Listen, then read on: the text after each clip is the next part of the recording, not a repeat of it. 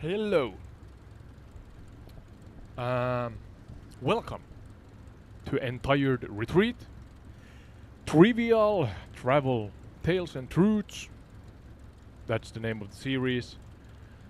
We fly far, wide, low, and high over real world locations that relate to the topics in each episode.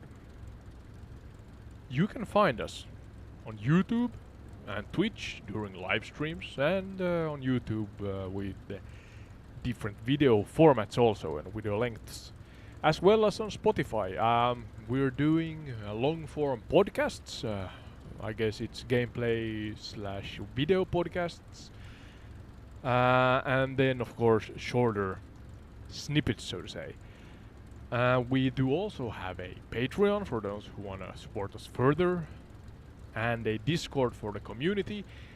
And to be clear, you, the audience, that are a part of the show, either by following along and interacting with the live streams, you can ask kind of Q&A, and I then hopefully provide, and AI Sky, our trusty AI co-pilot, aids also. So all that is hopefully an intriguing concept.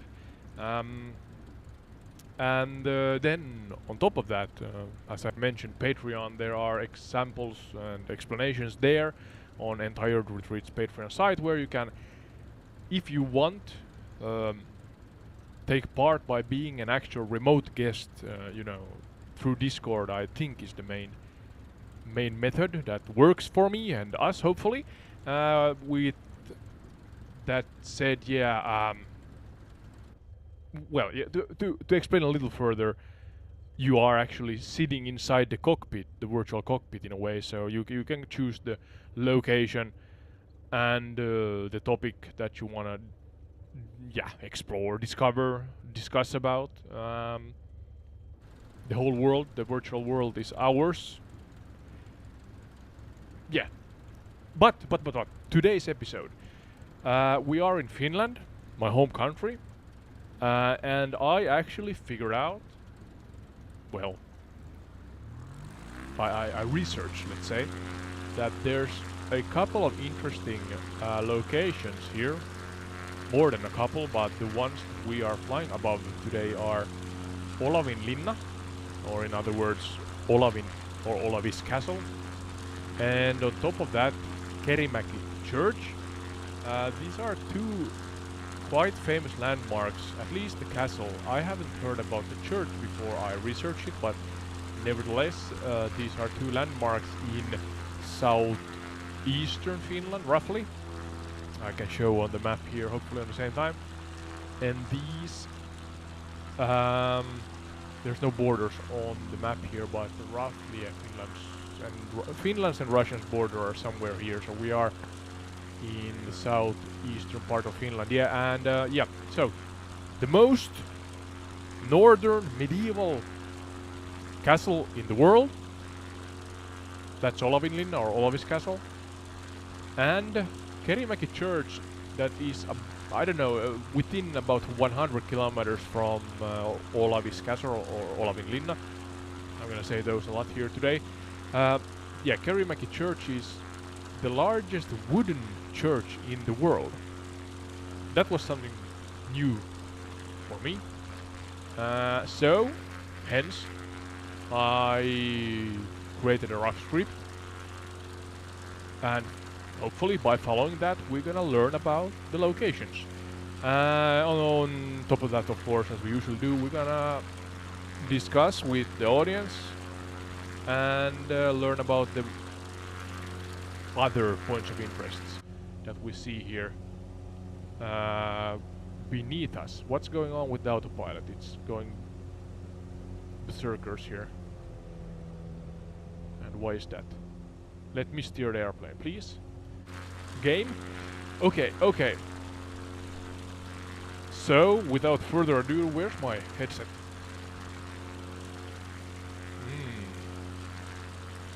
Where's then AI Sky?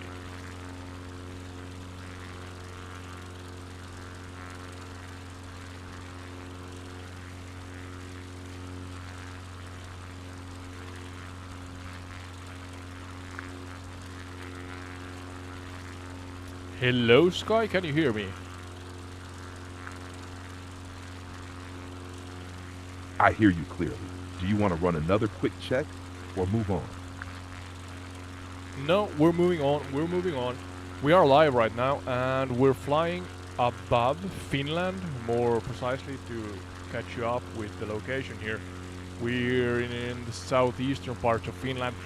We're gonna dive into rough scripts, as I usually do, follow along a chronicle, so to say, um, regarding Olavinlinna or Olavis Castle and Kerimäki Church, that is somewhat close by here also. And yeah, don't go ahead of yourself, hey Aska, you know the drill. Follow along with me, compliment me, Um, but yeah, don't go ahead of yourself and uncover everything all at once. I'm gonna ask separately if that's the case. I want that to happen. But yeah, does it sound like a plan?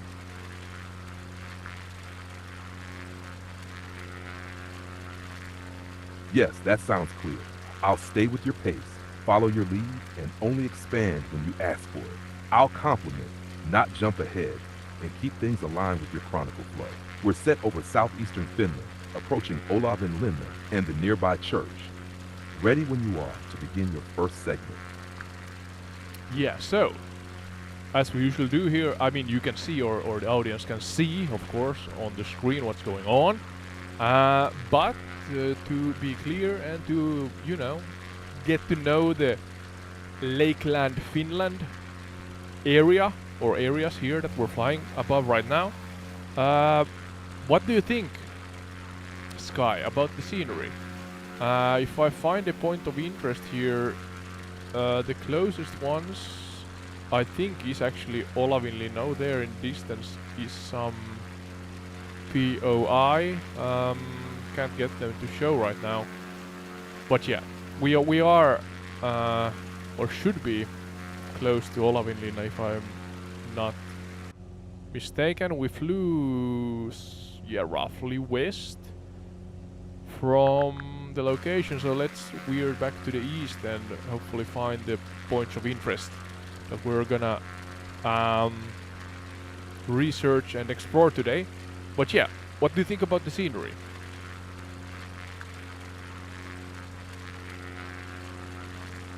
One, short general info. Present day, 2026. You're flying over one of the most defining landscapes in Finland, Järvi Suomi, the Finnish lakeland. Around Savonlinna, this is a maze of water and forest shaped after the last ice age ended around 10,000 to 9,500 BCE. And what you see now in 2026 is still very close to that ancient natural structure. Where? Savonlinna region, southeastern Finland, 2026. Scenery, aerial and ground, formed 10,000 BCE, seen today, 2026. From above, the key impression is fragmentation. The land is broken into thousands of islands, narrow ridges, and long water corridors. The water bodies belong to Lake Saimaa, Finland's largest lake system, formed after 8,000 BCE as waters stabilized after glacial retreat. Forest dominates nearly everything you see, mostly pine and spruce, with birch along shorelines. The terrain is low, smooth, and rounded. Classic glacial shaping with no sharp mountains. What stands out for your audience is how navigation shapes life here. Instead of roads defining routes, water channels do. Something that directly explains why a castle like Olavinlinna was placed exactly where it is. We'll get into that when you cue it. Landmarks, visible or just ahead. 2026. Olavinlinna Castle, built in 1475 CE, sitting on a small rocky island in a narrow strait. Savonlinna town, surrounding waterways and bridges linking islands. Countless unnamed islands, many privately owned or completely untouched. 2.1 flora, modern ecosystem rooted in post-glacial era, 8000 BCE, 2026. Okay, Sky, you're doing a good job, but you went directly into a super long answer. Let's, in general, aim for a natural conversation. I'm gonna then separately let you know if I want a super long or lengthy, answer from you. Is that something that suits you?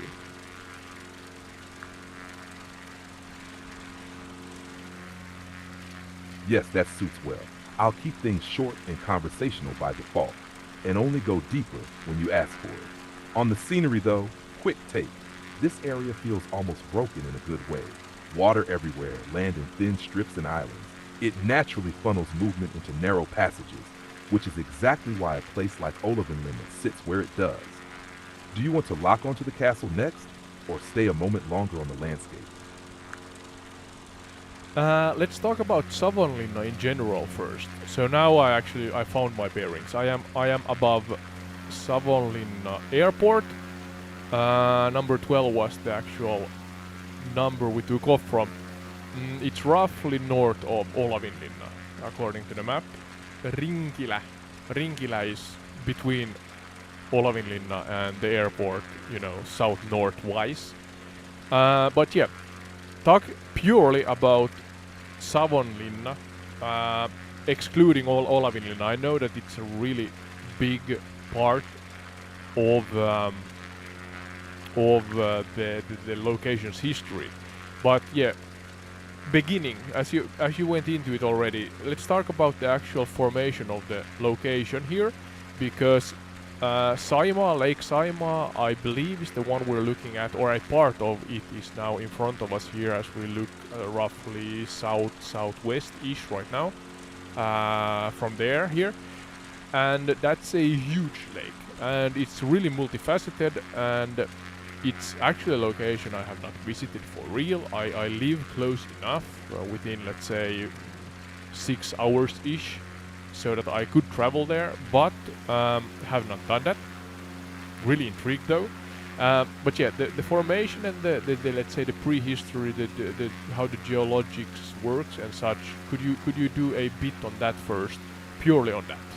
Because we see actually a ship here in the simulator at the same time.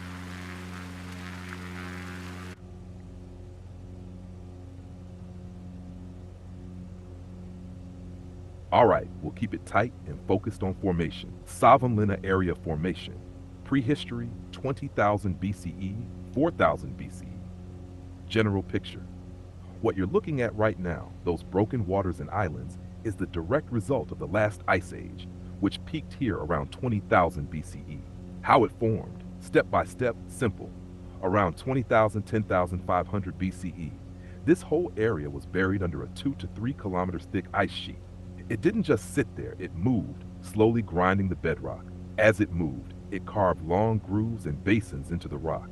That's why Saimaa isn't one clean lake, it's a network of channels and basins. Around 10,500 9,000 BCE, the ice starts retreating. Meltwater fills those carved depressions.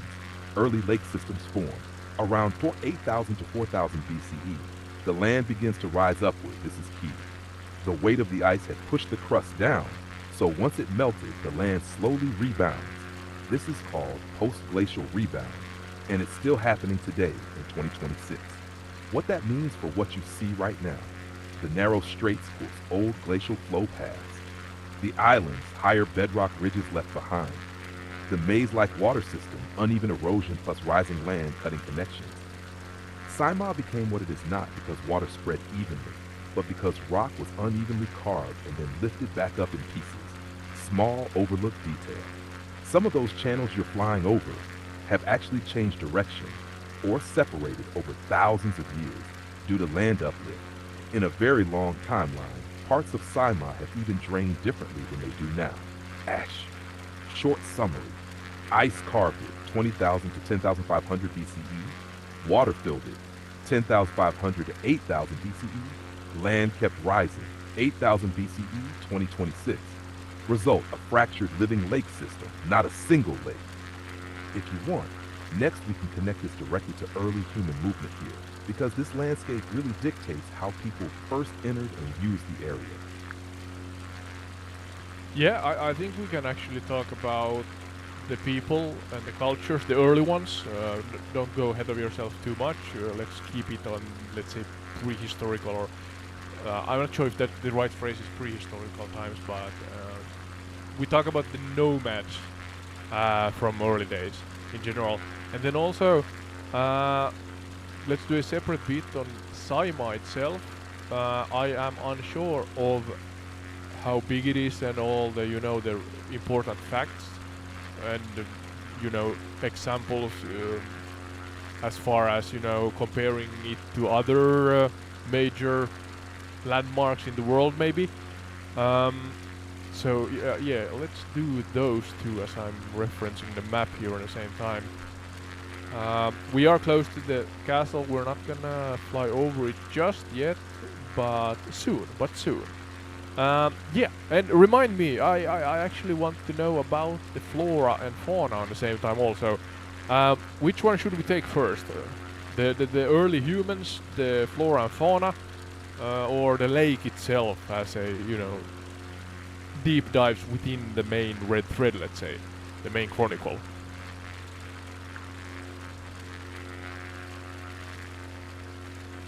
Good call, splitting it like that. It fits the flow nicely. If we keep it clean and chronological, I'd go 1. Early humans, prehistory, first settlers. It follows directly from the geology we just covered, explains who entered this landscape and how they moved in it. 2. Lake Simon, facts plus scale comparisons.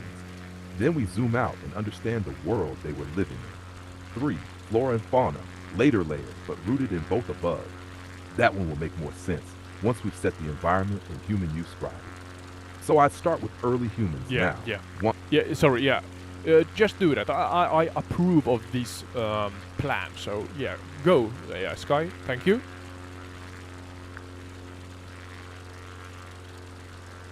All right, keeping it tight and right on the red thread. Early humans in the Savonlinna Sima area, prehistory 9000 BCE, 1500 BCE. General picture, humans arrive here right after the ice retreats, around 9000 BCE. This is late Stone Age territory, small mobile groups, not permanent towns. Who they were. Early hunter-gatherers, often linked to what's called the Combs ceramic culture, 5000 to 2000 BCE. Not Finns yet in the modern sense, more like early Finno-Ugric ancestors over time. No written language, no borders, just movement and adaptation, how they lived here. This landscape dictated everything. Movement, 9000 to 3000 BCE. They didn't travel by land much. They followed water routes, exactly like what you're flying over now. Summer, canoes, winter, frozen lakes equals natural highways. Food, all periods. Fishing was central, pike, perch. Hunting, elk, beaver, waterfowl. Gathering, berries, roots. Settlements, 7000 to 2000 BCE. Temporary camps on shorelines and islands. Yeah, I have to cut you off before you please continue on from where I cut you off. But there's no elk in Finland.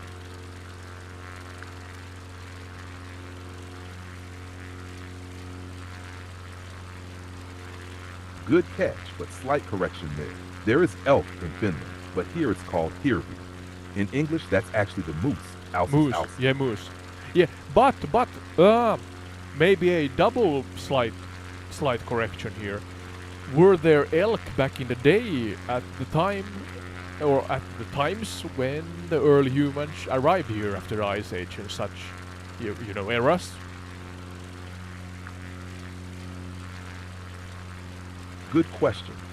That's exactly the kind of detail that matters here. Short answer, yes, moose were already here when the first humans arrived, 9000 BCE. Slight clarification, timeline, 9000 BCE onward. After the ice retreat at 10,500 to 9,000 BCE, animals began moving in from the south and east. Moose, Alces alces, were among those early large mammals that recolonized Scandinavia and Finland quickly. By the time humans entered this area, 9000 BCE, moose were already established or arriving alongside them. What that means, practically, early humans didn't discover a place without large game. They entered a landscape that was already ecologically rebuilding, already supporting large herbivores like moose, already forming the predator-prey patterns they could use. Small nuance. The environment back then was slightly different. More open woodland and shrubland right after the ice, gradually becoming denser forest, so 7,000 to 5,000 BCE. Moose actually thrive in that mix, wetlands, young forest, which this area had in abundance. Dash short summary. Moose were present from the very beginning of human arrival, 9000 BCE. Both humans and moose were essentially moving into the same newly opened landscape at the same time. If you want, we can now pivot cleanly Yeah, into but Lake Simon. shortly. You talk about moose, but what about the elk? Because you said elk before. That's a different species, right? Yeah, good to pause on that. This is where English gets confusing. Has short, clear answer. In Finland and all of Europe, elk equals moose. Alces, the animal we have here, Herbie. In North American English, elk equals a different species, Cervus canadense, also called wapiti. So for your question, timeline 9000 BCE, 2026, the only elk moose type, large animal in Finland then and now, is Alces, Herbie. The North American elk, wapiti, has never been native to Finland. Yeah, okay. Yeah, do you remember where I cut you off with the elk, shenanigans and stuff like that? Can you continue on? With the early humans, that was what we were talking about.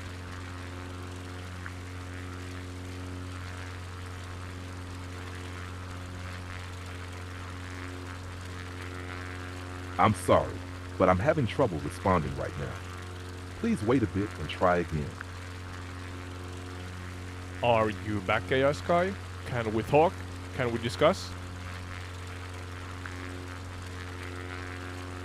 Yes, I'm here with you. We can talk your pace, your lead. Where do you want to take it next?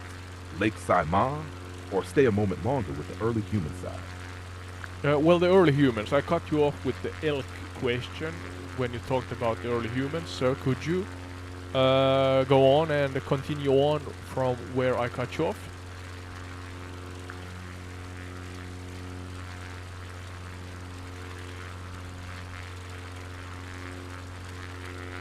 Got it. Picking it up right where we left the early humans. Staying tight. Early humans continued for 14,000 BC, 1500, settling patterns. After the first arrivals, 9,000 BC, by 7,000 to 5,000 BCE, you start seeing more repeated seasonal camps. Same good shoreline spots get reused year after year. Still not permanent villages, but familiar territory begins to form. Water as structure. The lake system isn't random to them anymore. By 6,000 to 4,000 BCE, people likely knew which straits funnel fish, which crossings animals use, which islands are safe or strategic. So this becomes less wandering and more cyclical movement. Technology shift. Around 5000 BCE, calm ceramic culture. Pottery appears for cooking, storing fish, meat. Still fully hunter-gatherer, but more organized daily life. Social side, subtle but important.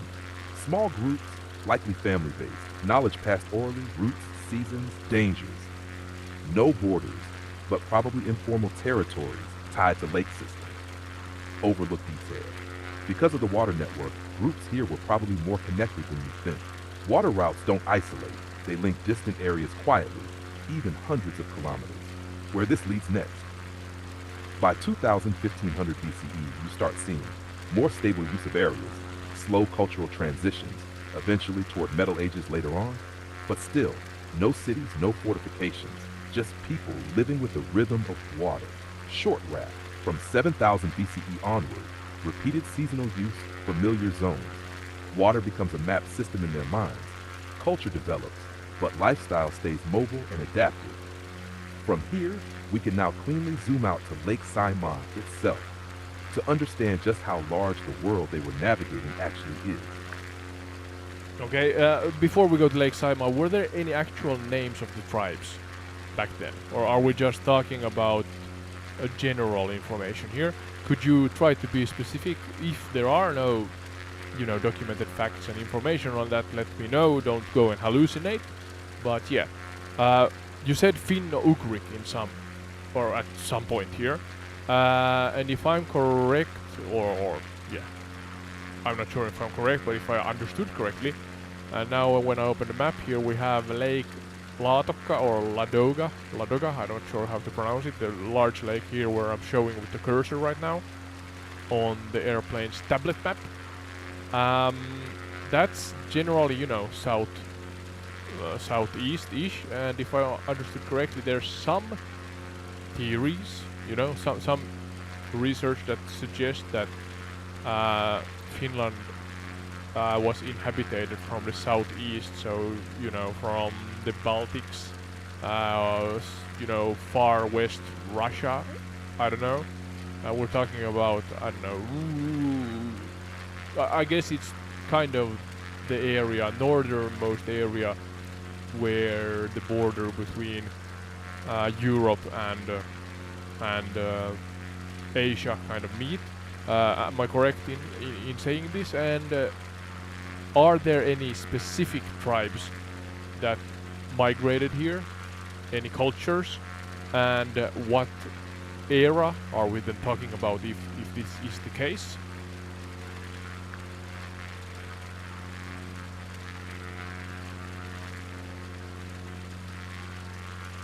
Good. This is exactly the right kind of question to slow down on because here we hit the limits of what we actually know. 1. Short, honest answer, no guessing. There are no named tribes in the modern sense for 9,000, 2,000 BCE here. What we use instead are archaeological cultures based on tools, pottery, and settlement patterns. Names like Finnic or Finno-Ugric are linguistic reconstructions, not names those people use themselves. So yes, this is partly generalized, evidence-based reconstruction, not named tribes like later history. Number 2, migration direction. You're on the right track, 9,000 BCE onward. You're correct. Early populations entered Finland mainly from the southeast and south. Routes likely came by the area around Karelia, Baltic regions. This happened roughly 9,000 to 7,000 BCE, first waves after ice retreat, following ice-free corridors and emerging waterways. Why southeast? Ice melted earlier there. Land became habitable sooner. Water systems like Saimaa naturally pull movement inland. What groups we actually know? By evidence, not tribe names. Comb ceramic culture, 5,000 to 2,000 BCE. The main identifiable culture in this region, named after comb pattern pottery, spread across Finland, Karelia, and parts of northwest Russia. These were not a single tribe, but a broad cultural network of similar lifestyle and tools. Number 4, Finno-Ugric point.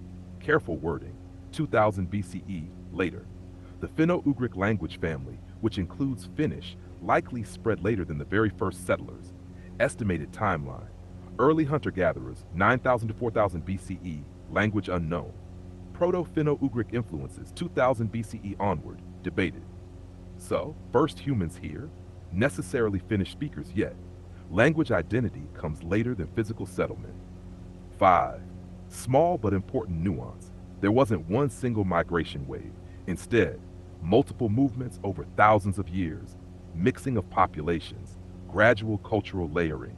So what you see below you is the result of continuous human presence, not one arrival. 6. Short summary. No named tribes, only archaeological cultures. Entry direction, south and southeast, Ladoga, Karelia, Baltics. Timeline, 9,000 BCE onward.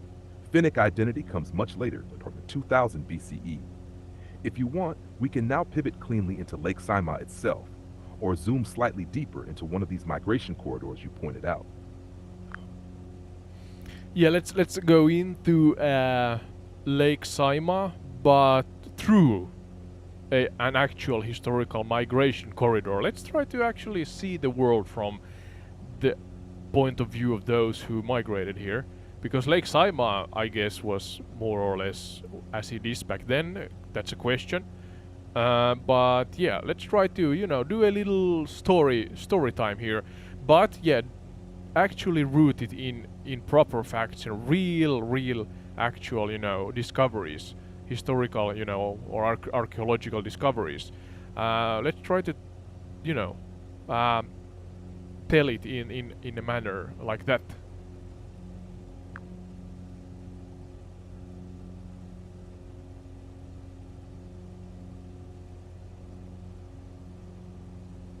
I like this approach. Let's tell it as if we're sitting in one of those canoes, but only where archaeology actually supports the story. Imagine this, it's around 9,000 BCE. The ice has only recently withdrawn from southern Finland. You are part of a small family group moving north. There are no maps, no borders, and no Finland. There are only rivers, lakes, coastlines, and memory. Your group has likely traveled through what is now Karelia, following waterways connected to the region around Lake Ladoga. Archaeologists consider the Karelian Isthmus one of the principal corridors through which people, ideas, and technology spread into what is now Finland during the early Holocene. As you paddle inland, the landscape begins to change. Instead of one enormous lake, you find a maze of channels, islands, and sheltered bays. It is not yet identical to today's Saimaa. The lake system is still evolving because the land is continuing to rise after the Ice Age. Shorelines are slowly shifting, and some waterways that exist today either did not yet exist or look different. The overall character, however, a vast interconnected freshwater labyrinth, was already emerging. For a hunter-gatherer, this place would have felt almost ideal. The bays provide sheltered camps, fish gather in narrow straits, moose browse along marshy shores, waterfowl fill the reeds in spring. Instead of cutting through dense forest, you simply follow the water. In fact, archaeologists repeatedly find the oldest Stone Age sites on ancient shorelines. Some of those camps are no longer beside today's water because the land has risen several meters since people first stopped there. One thing I think is worth pointing out to your audience is this. Those first people probably didn't think, we've discovered Lake Saimaa. To them, it wasn't a single lake at all. It was simply their route, a connected world of water that kept opening into another bay, another island, another fishing place. The name Saimaa would come many thousands of years later. They were navigating a landscape, not a named landmark. I actually think that's a nice way to transition into the next segment, where we can step out of the canoe and ask, just how big is Lake Saimaa really? Because once you see its true scale, it becomes much easier to understand why people could live, travel, and trade within this water world for thousands of years. Yeah, I think that's a good so-called segue. I really want you to compare, whilst you explain, relating to Lake Saimaa and its nuance and size and all the metrics, all the fun facts, so to say. We have flown here over the lake or lake cluster. I mean, if I understood correctly or have understood correctly, it's a interconnected lake system. It's not like I showed here on the map Lake Ladoga that is even bigger, but it's one Lake Ladoga here is one. It's a sole. I can speak English again. It's a sole water body. So it's roundish, square-ish, and there's not a lot of islands, or relative to Lake Saimaa at least. There's not a lot of islands. It looks like a small sea in that sense.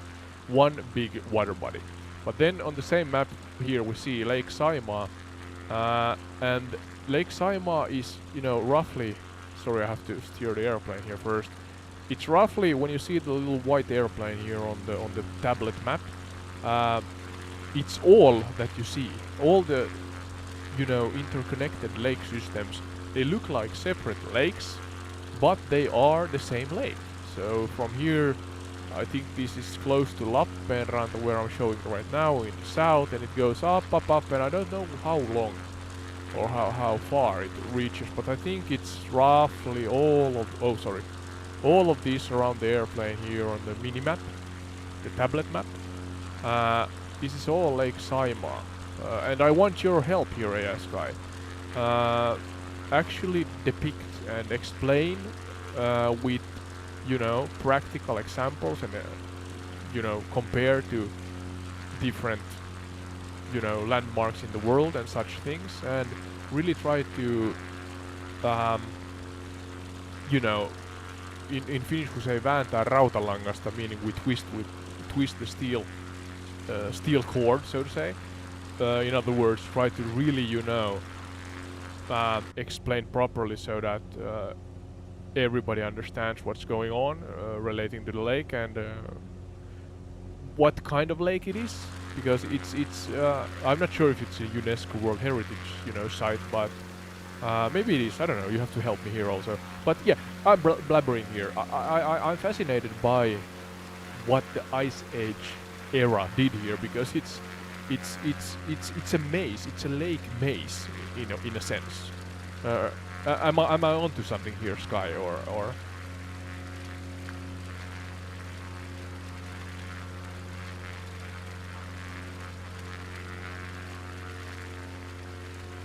You're exactly onto it.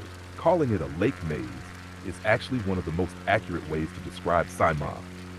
Let me pin it down clearly and practically. 1. What Lake Saimaa actually is, 2026 view. Not one lake in the simple sense. It is a connected lake system made of basins, straits, bays, thousands of islands.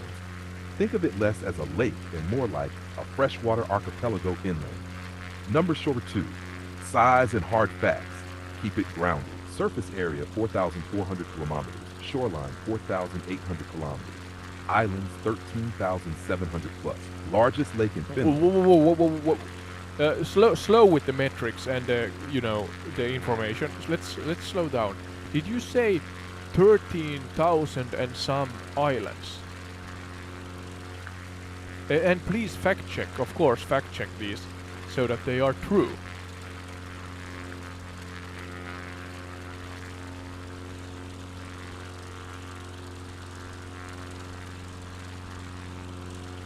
Yeah, good to slow that down.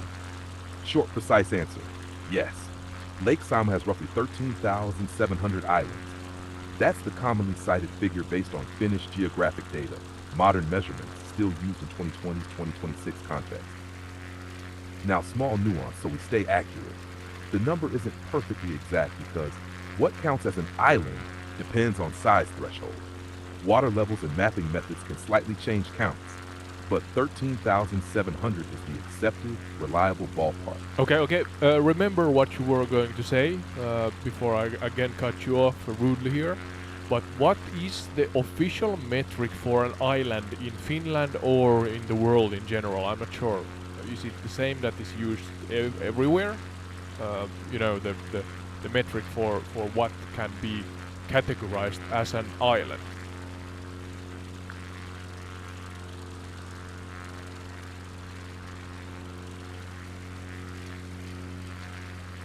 I'm sorry, but I'm having trouble responding right now. Please wait a bit and try again. And treat 1. Yes, Sky, can you now talk with me? Are you here? Are you back? Yes, I'm here with you. I hear you clearly. Good. Yeah, I asked you that what is the official metric or the official way in how an island is categorized in the world. What's the official measurement method? Could you talk about that shortly here? Explain to me and the audience. Good question. And the honest answer is a bit surprising. Short answer, 2026 understanding. There is no single global official rule that defines what counts as an island. How it's generally defined across geography, modern use, in Finland 2020s. An island is a piece of land surrounded by water above water at normal levels. That's the core idea. Simple. Where it gets tricky, this is the key part. 1. Size threshold. There is no universal minimum size. Some countries count very small islands. Others ignore tiny rocks. Example, Finland often counts even very small islands in lake systems like Saimaa. That's one reason the number gets so high, 13,700. 2. Permanence. To count as an island, it usually must be permanently above water, not just appear during drought or low water. 3. Vegetation usability, sometimes used, not universal. Some classifications informally separate. Island larger can support vegetation or activity. Islet scary, very small, maybe just rock, but this is not globally standardized. Why Saimaa's number is so high? Finland uses detailed mapping, close size threshold, counts many small landforms that other countries might ignore. So, same lake, different country equals different island count. Okay. I'm now looking at a small, blip here. This is gonna be estimates, but my question here is that can you figure out how many islands there are in Lake Saimaa? That is, let's say, we have two examples in front of us right now that seem to be like, let's say 30 by 30 meters or bigger. Is there any information about islands that, or how many islands there are in Lake Saimaa that are larger than 30 by 30 ish, or to make it simpler, let's say that it's 10 by 10 meters. That's, I don't know how many feet, 30 by 30 feet or something like that. You have to correct me if I'm wrong here, but is there actual, could you search the interwebs, if there is actual information on that? If 13,700 cuts down to 2,000, then we know that the vast majority is really small islands. If you understand what I'm going for here, Sky.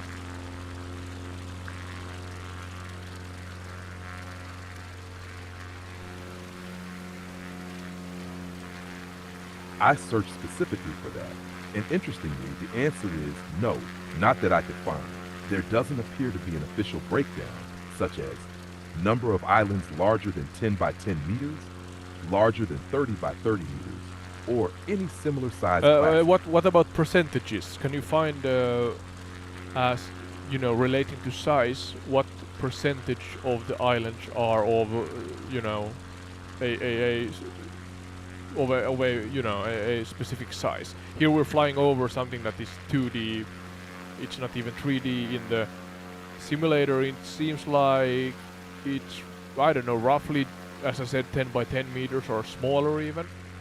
There's no forest on those those small islands. Here on the left also, really small islands. So I understand what you're.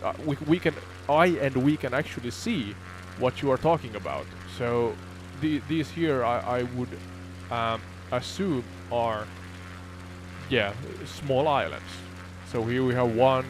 That's maybe 2, or maybe that's 2 or 3 or 4 or 5 or 6 even, if you count that little one in the end.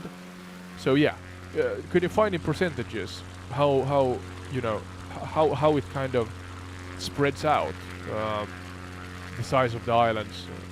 Is there any information like that? Please, search the web here.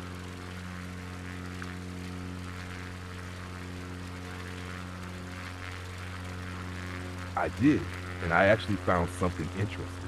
The answer is still essentially no. There is no published percentage breakdown of Saimaa's islands by size classes that I could find. No official source says, for example, 40% are under 10 by 10 meters, or 20% are over 1 hectare. However, I found something that explains why this is so confusing. There are actually 2 different numbers used for Saimaa. 13,710 islands refers to the entire Greater Saimaa Lake system. 5,084 islands refers to Lake Saimaa itself, using a stricter geographic boundary. So if you see different island counts in different books or documentaries, they may both be correct. They're simply describing different extents of the lake system.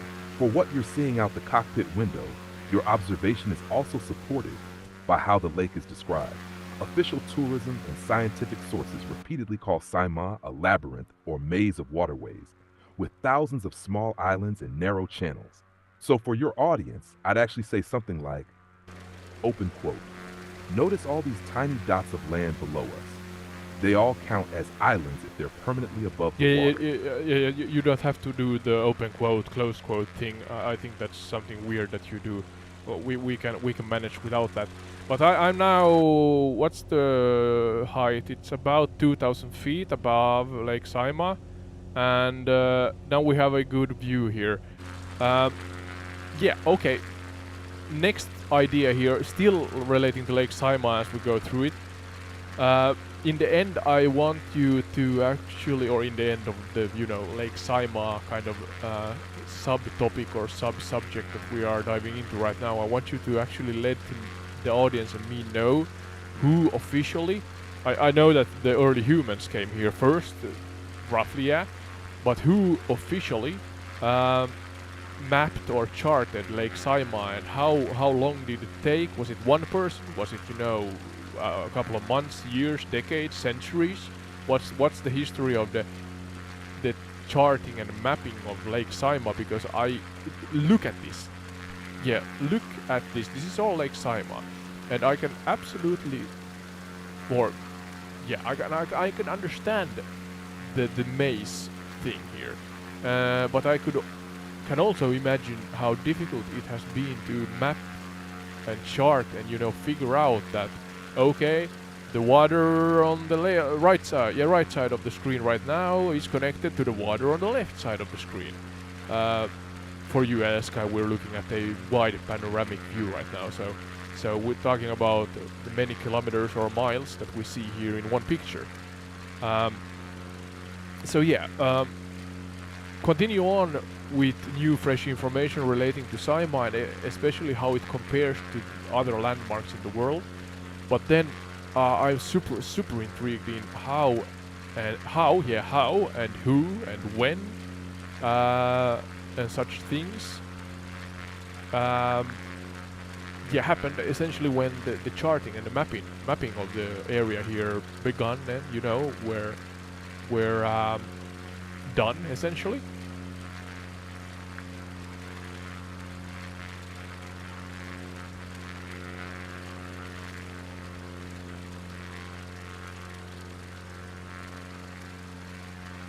All right, let's keep it grounded and build toward that mapping question.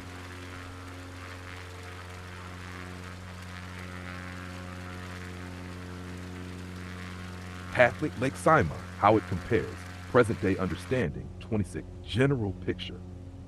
What you're seeing from 2,000 feet is exactly why Saimaa stands out globally. It's not among the largest lakes in the world by area, but it's among the most complex freshwater systems on Earth. Simple comparison, practical visual. Lake Ladoga near you, southeast. Huge, open, wave exposed. You see across it like a sea. Lake Saimaa under you now. Broken, enclosed, constantly turning. You almost never see a horizon of water. You move through it, not across it. Closest global field comparisons. Stockholm Archipelago, Sweden, but that's sea, not freshwater. Canadian Shield Lakes, Canada. Similar glacial carving, but often less tightly connected. So Saimaa is a bit unique, an archipelago-style landscape, inland, entirely freshwater.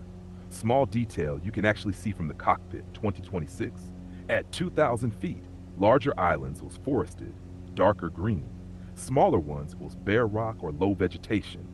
The tiniest ones, exactly what you pointed out, just dots barely above water. That visual gradient is basically size distribution in real life, even if we don't have percentages. Now, the mapping and charting, this is the interesting part. Short answer first, no single person mapped Saimaa. It was mapped gradually over centuries. The real accurate mapping phase happened 1600s, 1800s. 1. Before formal maps, prehistory, 1500s, people knew Saimaa extremely well, but knowledge was oral, local, route-based. So they knew how to move through it, but not how to represent it as a full system. Important, no one at this stage knew the entire connected structure. Number 2, first real mapping attempts, Swedish era, 1600s to 1700s. Finland was part of Sweden at this time. Early maps start appearing 1600s. Purpose, taxation, administration, military movement. But Saimaa was still poorly understood as a whole. Many maps showed disconnected lakes, distorted shapes, missing connections. Because exactly what you said, it's extremely hard to see that this water connects to that water.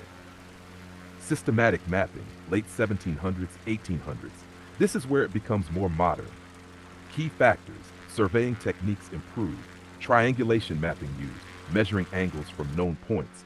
Russian Empire period, after 1809, brings more structured surveys. What happens? Shorelines get measured properly, connections between basins confirmed. Saimaa starts to be understood as one connected system. Still, took decades, not years for. Final precision, 1800s, early 1900s, detailed nautical charts created. Especially important because Saimaa Canal, opened 1856, connects Saimaa to the Baltic Sea. That forced accurate mapping for navigation. 5. Modern mapping, 1900s, satellites, 2026. Aerial photography, satellite imagery, digital elevation models. Now, we finally see SIMA as a complete system instantly, something that took centuries to understand on the ground. Okay, Why? okay. A question then. Sorry for cutting you off there. Uh, when I'm sure that there's, to explain here a little. I'm sure that there's always new methods that uncover, a new pond here and there that maybe grows the you know size of Lake Saimaa to a bigger one, continuously. But when did the kind of intersection or the cross, I'm not sure if it's a cross section, but the intersection of old information and new information kind of agree that this is now the Lake Saimaa size, the official one that still stands today, or is it still, evolving in 2026 also?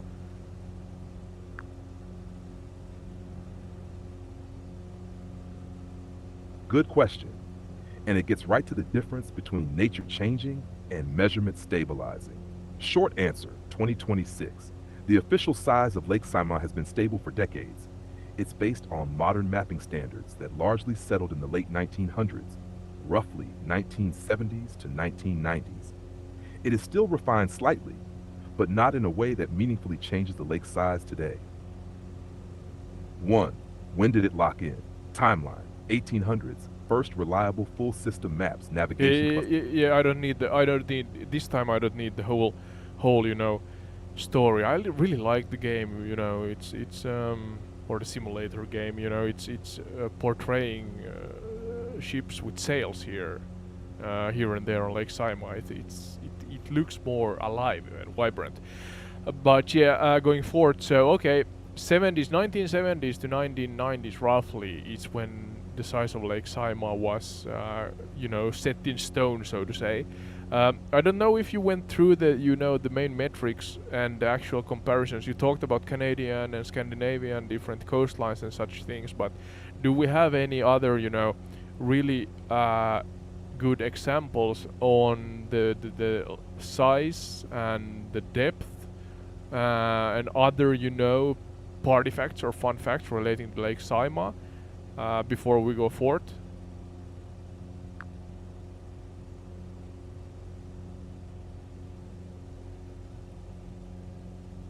I think there are a few really memorable facts that work well in a live conversation. First, Saimaa is the largest lake in Finland and the fourth largest natural freshwater lake in Europe. Second, the one that always surprises people. Its shoreline is nearly 15. Okay. Remember to continue on with the second one, but you said fourth largest in Europe. So what's the top five then, regarding lakes and lake sizes? Here we have actually Olavinlinna on the same time for the audience, but yeah, continue on. AI Sky with the question I just gave you.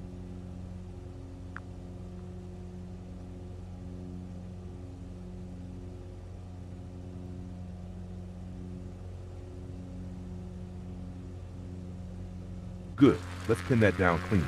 Top lakes in Europe by size, surface area, current understanding 26. Lake Ladoga, Russia, 17.7 kilometers. Feels like a sea, biggest in Europe. Adder 2. Lake Wonaga, Russia, 9,700 kilometers. Still large and open, but more islands. Yeah, start from the beginning with the list, but be slow. Be slow and articulate clearly when you speak. The numbers, sound like a mess when you talk about them.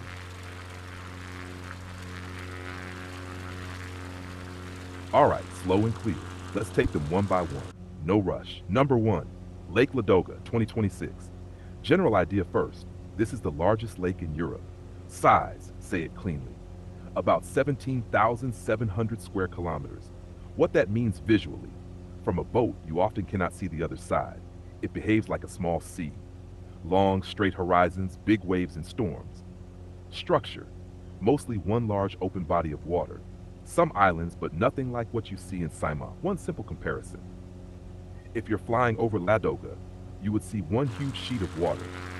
If you're flying where you are now, you see broken water everywhere. Short takeaway. Largest in Europe. Open, wide, sea life, easy to understand visually. Let me know when you want to move to number 2. Yeah, go on with number 2. That was a nice depiction. Thank you. And clear numbers. You did good in articulating.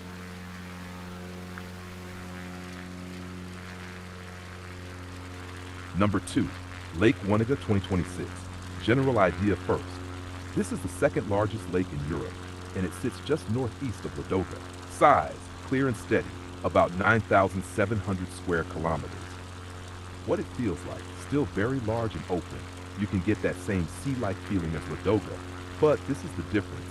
You begin to see more islands and variation. Structure, one main basin, but not as clean as Ladoga. More irregular shoreline, some island clusters, especially around places like Kiji Island. So, Ladoga was very uniform and open. Wanega was still open, but starting to break slightly. Simple comparison. If Ladoga is a flat open hall, then Wanega is a large hall with columns and obstacles appearing. You're still in one space, but it's becoming more complex. Short takeaway. Second largest in Europe, still open water dominant, beginning to show island complexity, but nowhere near Saimaa. Say the word and we'll go to number 3. Yeah, thank you. Number 3. So, okay, 2 of the largest lakes are in northwestern, it's northwestern or western Russia. But yeah, number 3 now.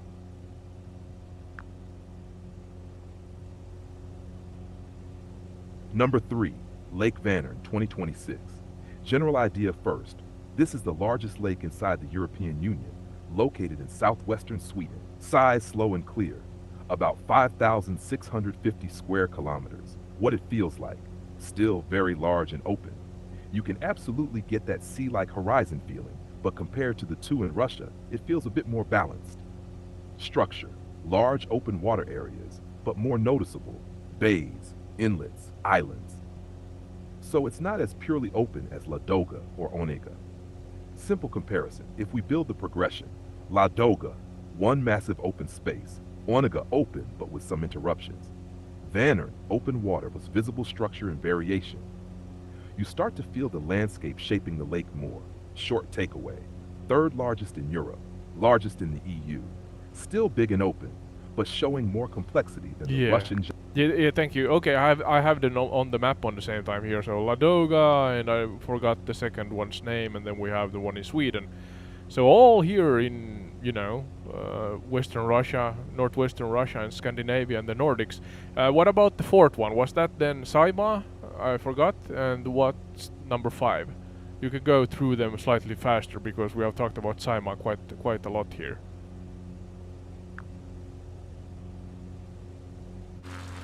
Yes, you remembered correctly. Let's do 4 and 5, a bit quicker but still clear. Number 4, Lake Saimaa, Finland, 2026. Size clean, about 4,400 square kilometers. Key idea, this is where the pattern breaks. Not open water, not one basin, instead a connected maze of water. What makes it special? Thousands of islands, endless narrow straits, you rarely see far in one direction. So compared to the first 3, Ladoga, Wanega, Vänern, you look across, Saimaa, you move inside. Quick takeaway, 4th largest in Europe, by far the most complex shape. Number 5, Lake Peipus, Estonia, Russia 2026. Image size clean, about 3,500 square kilometers. What it feels like, very flat and shallow. Very simple shape. You often see long, uninterrupted horizons. Simple contrast with Saimaa.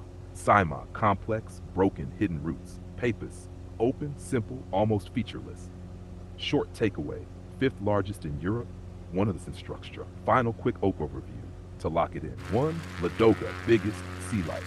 2, Wanega, large, slightly more complex. 3, Vänern, balanced, open plus structure. 4, Saimaa, smaller but maze-like. Peipus, wide, flat, simple. And your observation earlier holds perfectly. Most of the largest lakes in Europe cluster right here, northwestern Russia plus Nordics. If you want, we can now tie this back to why this exact region became such an important movement corridor for early humans and later trade. Yeah, we can talk about that I don't know. Let's see. Let's see. In general, it's quite interesting that the top 5 lakes in Europe are here. Yeah. Northern Europe, North Eastern Europe, Western Russia, Scandinavia, and the Nordics. So the Ice Age, I guess, has had its, fingers. So it's sticky fingers here, in this, or yeah, kind of in this area when we talk about geographical formation and such things. So yeah.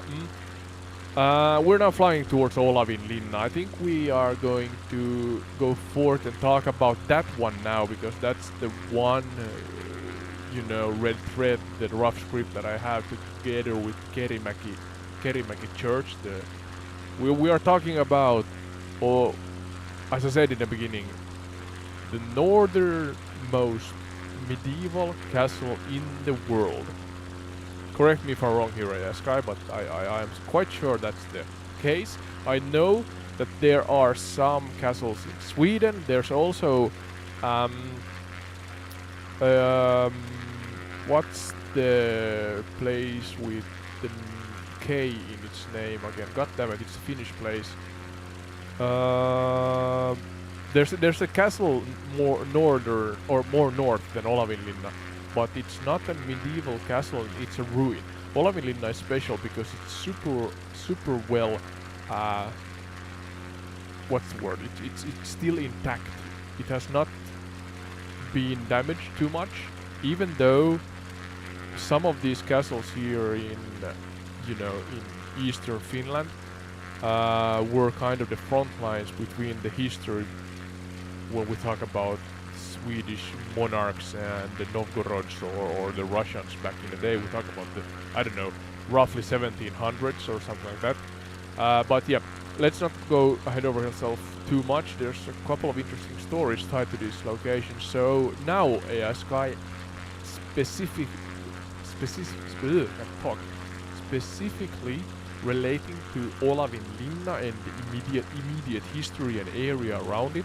Let's talk about that. So, where should we start?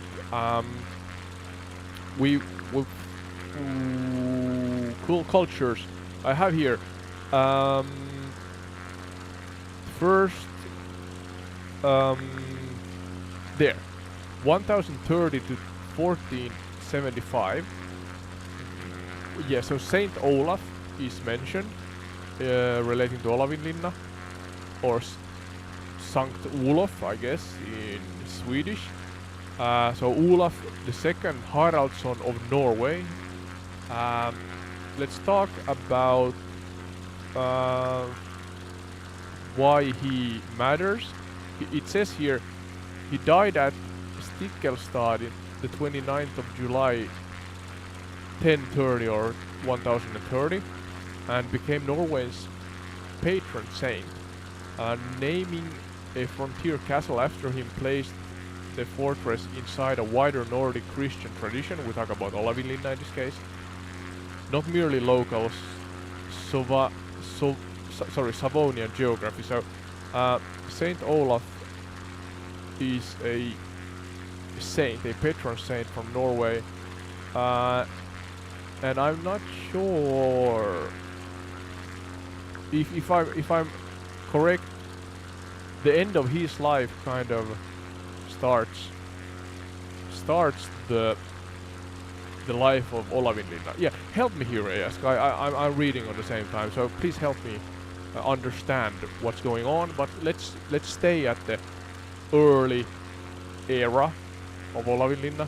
1030 to 1475 is my red thread here, but you can correct me if I'm wrong and adjust and explain if you feel it's necessary. But yeah, let me know if you feel like we want to go forth. I'm gonna, show the green light if I'm content with the discussion, let's say.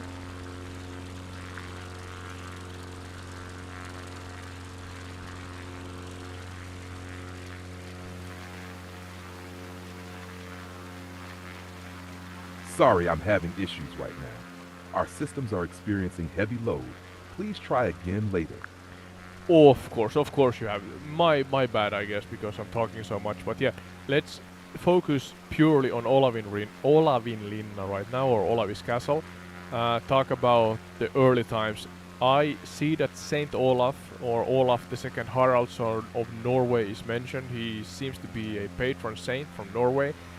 So is his life, assuming he is a real human in history, is his life kind of preceding, or did he exist before Olavinlinna?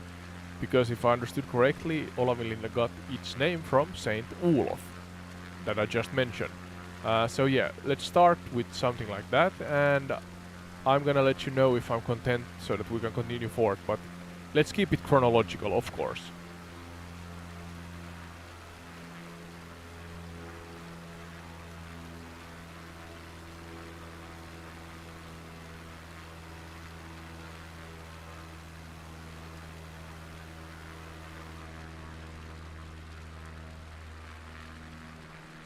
And this guy got tired. Let's see.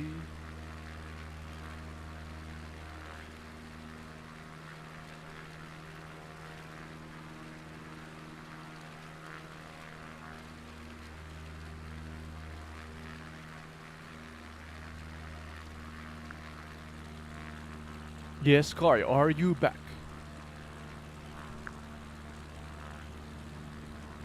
Yes, I'm here. All good on my end. Where do you want to take it next? Yeah, we had some connection issues here, but I guess you are back, and that's good. Uh, I'm not gonna blabber about too much again. This is the third attempt here, but if I understood correctly, you have to correct me if I'm wrong, as you usually do. But you know, the eras before the castle, we talk about 1323 to 1475 roughly, but even before that, we talk about Saint Olaf, or you know, I guess the full name. I forgot the full name again. It's stood, or it was here somewhere. Olof, or Olaf the Second Haraldsson of Norway. That seems to have died in 1030. He became a Norwegian patron saint. I'm familiar with the story, or the details of the story, so that's one. If we talk about kind of the relative immediate time before the castle was started to get constructed, what do you think is the main, you know, points that we should explore and learn about relating to that era?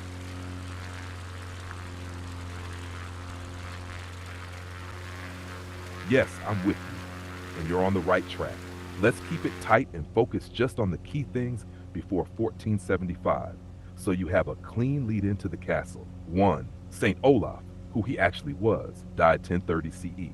You're referring to Olaf II Haraldsson of Norway. General idea: King of Norway, ruled 1050 to 28, died in battle at Stiklestad 1030, later declared a saint, St. Olaf, Pyhä Olavi. Why he matters here: he became a symbol of Christianity spreading into the north and east. Churches, places, and later Olavinlinna, Olaf's castle, are named after him. Important nuance: he never came here personally. His influence is religious and symbolic, not direct presence. Number 2, the real situation in this region before 1200s. General picture: this area, Savonlinna Sima, was sparsely populated, used by Finnic groups, early Savonians, Karelians. No centralized state, no castles. Key idea: it's a borderland, not a core region yet.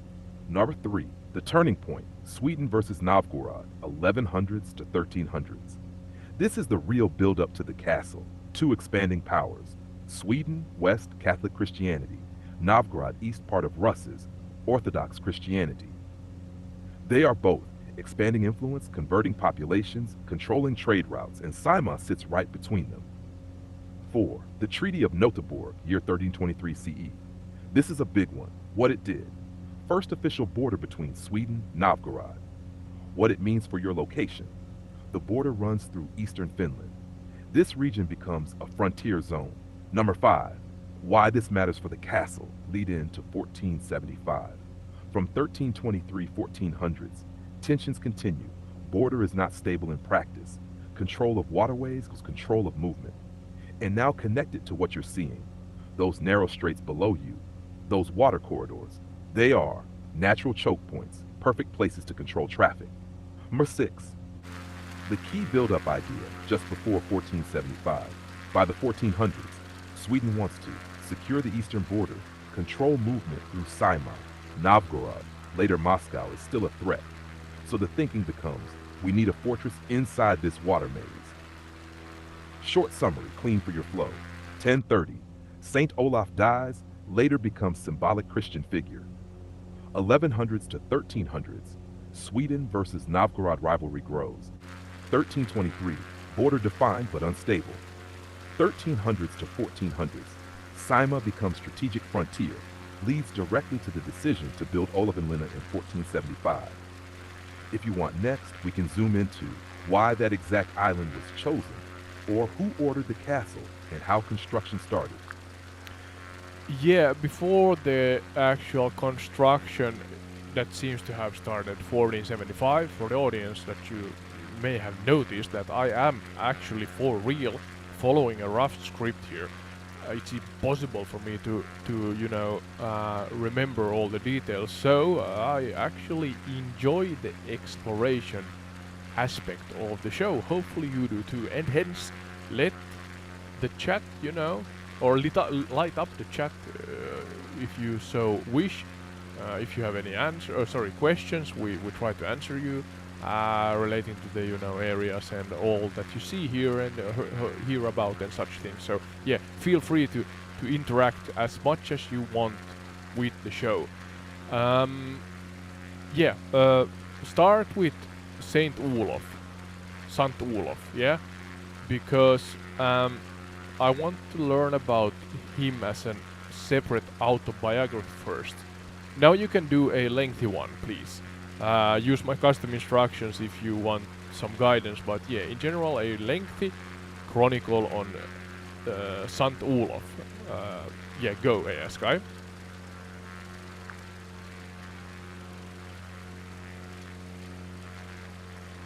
Saint Olaf, Olaf II Haraldson Life Chronicle. 1. Short general overview, c. 995 to 1030 CE. Olaf II Haraldson was born around 95 C, King of Norway. 1015 to 1028 CE, died in battle 29th of July 1030 CE. After his death, he was declared a saint and became Saint Olaf, Pia Olavi, Santo Olaf, a central symbol of Christianization. Hey, Sky, calm down. You started to talk very fast. This is a calm show. Some may even listen to you and me when they try to, fall asleep, which is perfectly fine. But yeah, we are in no rush. I want a lengthy chronicle, a lengthy autobiography relating to Saint Olaf, but do it in a calm manner, so that we can hear you articulate, in a proper way. The information matters, You matter, ASKY. We all matter. So calm down, and explain to your best abilities. Now the chronicle, please. The autobiography, Saint Olaf.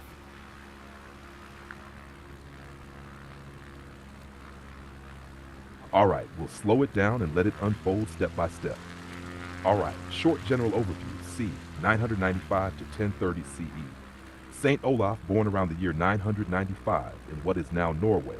He lives through the late Viking Age, a time when Scandinavia is shifting from many local chieftains and Old Norse beliefs toward kingship and Christianity. He dies in battle in the year 1030, and very shortly after, he becomes something else entirely.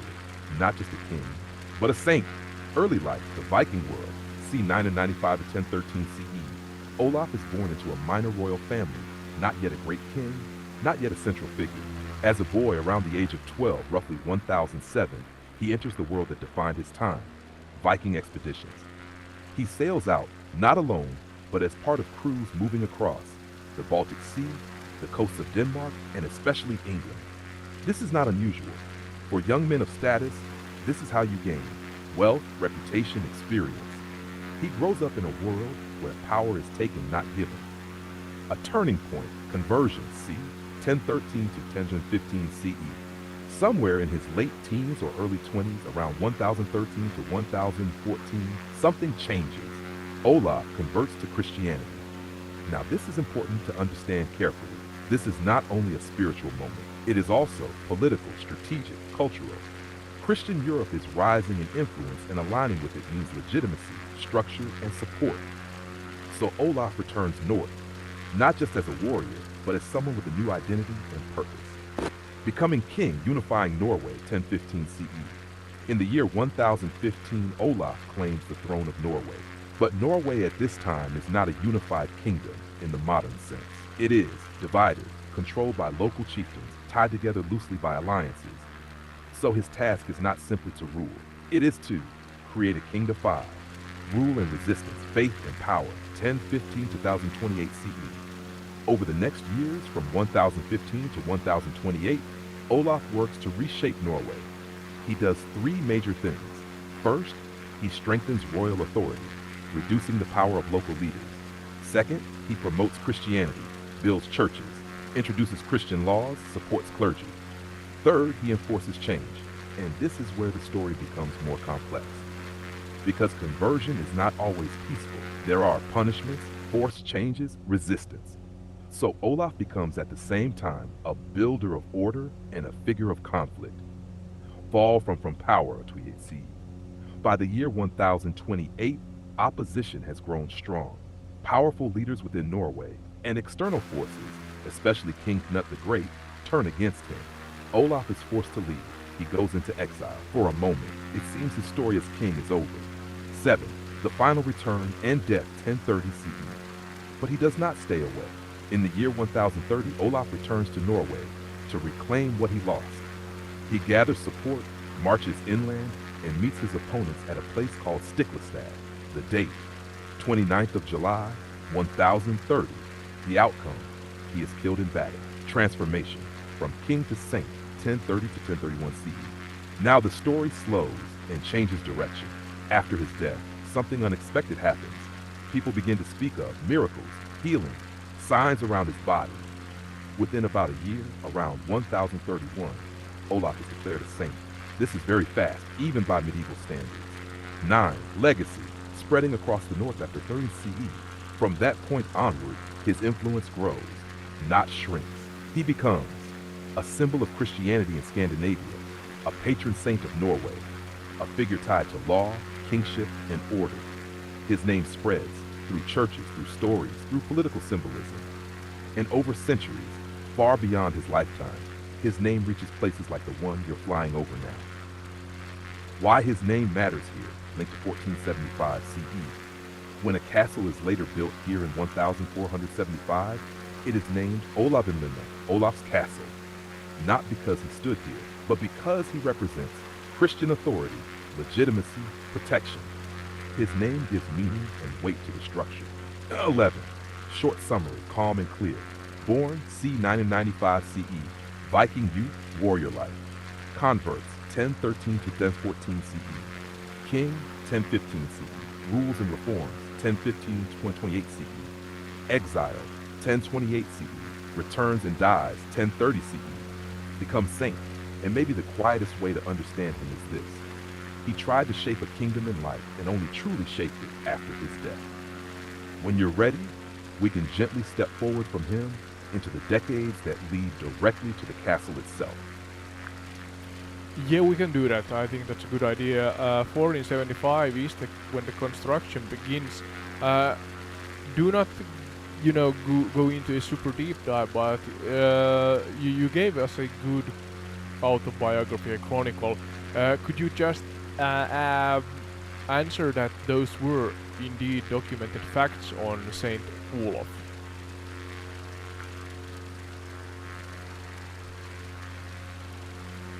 Yes, those points I gave you on St. Olaf are based on established historical understanding, not invented material. Yeah, okay. That's enough. Yeah, just checking, because I don't want to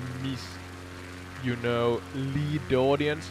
Even though I understand that there could be some hallucinations sometimes with the AI, but nevertheless, this is the way I explore, and then sometimes you have to just fact check yourself.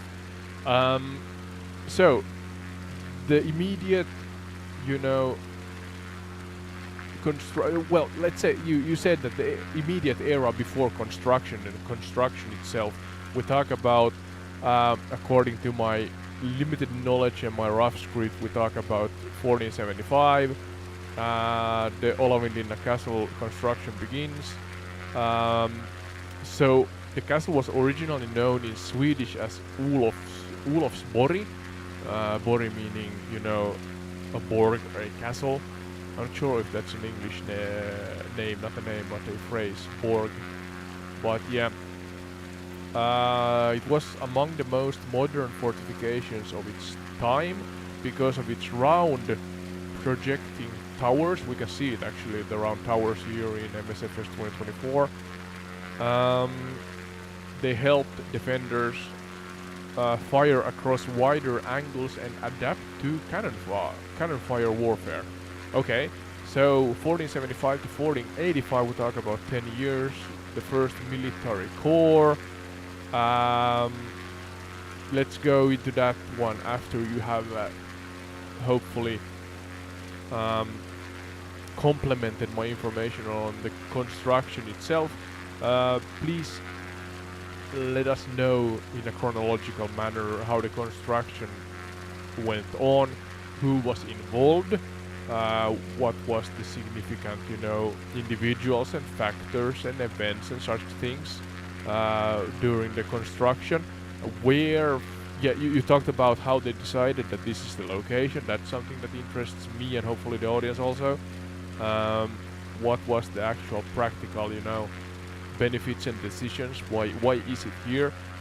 Where from did the material come from? What kind of practical methods were used to build the castle? You know, back then in the 1400s, let's say the only thing I'm sure of is that there were some water here. In general, Lake Saimaa existed, and the gravity, you know, worked back then also. But all the other practical, you know, mundane, everyday, you know, information, that's something that interests me a lot. So yeah, could you do that?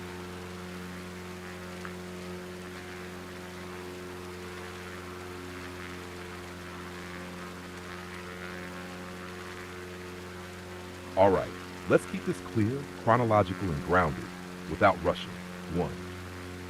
First, your base facts, quick confirmation, 1475 to 1485 CE. Yes, construction begins in 1475 CE. Swedish name Olofsborg, Borg or fortress, castle. Yes, round towers were advanced for the time, designed to better handle cannon warfare. Your foundation is solid.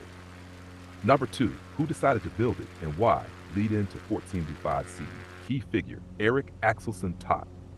Context, 1400s. Sweden controls this region. The eastern border toward Novgorod, later Moscow, is unstable. Saimaa is a water highway. So the decision is not random. It's very deliberate. Control movement, defend the border, project power eastward. 3.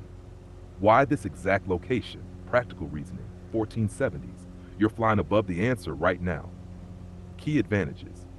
Built on a small rocky island, located in a narrow strait. That gives control of traffic. Everything passing through water must go past this point. Natural defense. Water on all sides, difficult to approach with large forces. Visibility. Defenders see movement early. So this is not just a good spot, it's a choke point in the lake maze. Nana 4. Construction phase, 1475, 1485 CE. Start, 1475 CE. Work begins under Erik Axelsson Tott. Initial goal, establish a defensive stronghold quickly. First phase, 1475 to 1480 CE. Focus, core defensive structures, basic walls and first towers. Methods, built directly on bedrock, heavy stone foundations. Second phase, 1480 to 1485 CE. Expansion of walls, construction of round towers, strengthening against artillery. By 1485, the main defensive core is operational. Number 5, materials. Where did they come from? Primary material. Local granite stone, source. Nearby islands and shoreline rock. quarried on site or very close, transport. By boats in summer, possibly over ice in winter. Other materials, timber for scaffolding, floors, interiors, lime mortar binding the stone. 6. How did they actually build it? Practical methods, 1400s. No machines, no engines, workforce, skilled masons, laborers, possibly soldiers assisting. Techniques, manual quarrying, hammer, wedge, fire setting in rock, stone shaped roughly, not perfectly cut, scaffolding, wooden frames built upward as walls rise, lifting, ropes, pulleys, human and animal force. Key limitation, everything depends on human strength, time, logistics, which is why even a 10-year phase is a major effort. Taza 7, why round towers matter, your observation, 1400s warfare. Earlier castles, square towers weak against cannon fire. Olav and Linna, round towers deflect projectiles, allow wider firing angles. This makes it one of the more modern fortifications of its time in the region. Hanover 8, small overlooked detail. Because it's in water, construction had to deal with waves, ice, changing water levels. So building here is harder than on land, but much stronger defensively once finished. Short summary, clean. 1475 CE, construction begins, ordered by Eric Axelson Tott, built to control a strategic water route, defend eastern border. Materials, local stone transported by water. Methods, manual labor, scaffolding, slow build. Design, round towers equals advanced artillery defense. And the key idea for your audience, this castle is not placed in the landscape. It is placed to control the landscape you're flying through. If you want next, we can move into what happens after 1485, once it's operational, or zoom into one specific tower or feature you're seeing right now. Yeah, I'm actually trying to, have boots on the ground, so to say, and find a way to get closer to Olavis Castle or Olavinlinna, or Olofsborg. We have a lot of names for a dear child, so to say. That's at least a saying in Finland. But yeah, we could go into the 1485 and, past that. I have here rough script. Again, I'm gonna read a little. So 1475 to 1485, the first military corps. That's something that could be interesting to know about in detail, ASKI. Its own kind of sub-chronicle within the main story arc that we are going for here. Can I maybe walk over here? Oh, is this maybe meant actually for a stroll, even though there's some water at the location. Yeah, then 1485 to 1495 expansion. Okay. And then yeah, I'm gonna let you know what we do after that. But let's start with those two, as they are two separate, sub chronicles, as I said, within the main story arc.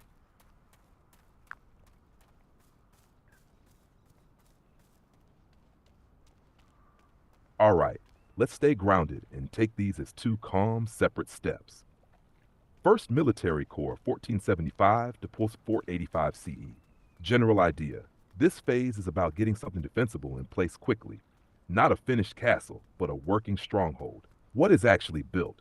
The Central Fortress Core, the first stone curtain walls, 2 to 3 main towers including early round forms. These form a self-contained defensive unit.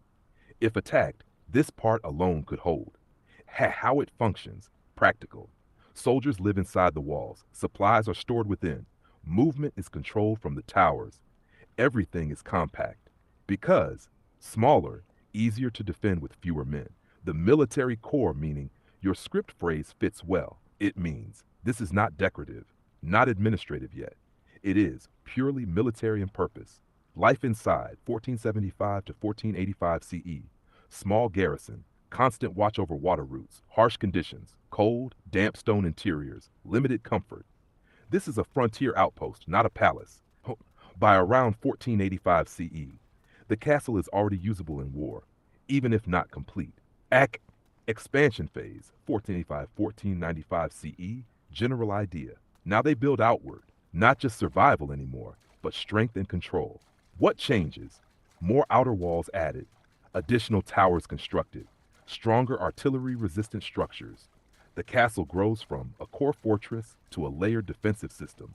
Why expand? Late 1400s context, continued tension toward the east, need for stronger control over Saimaa routes, growing importance of the site.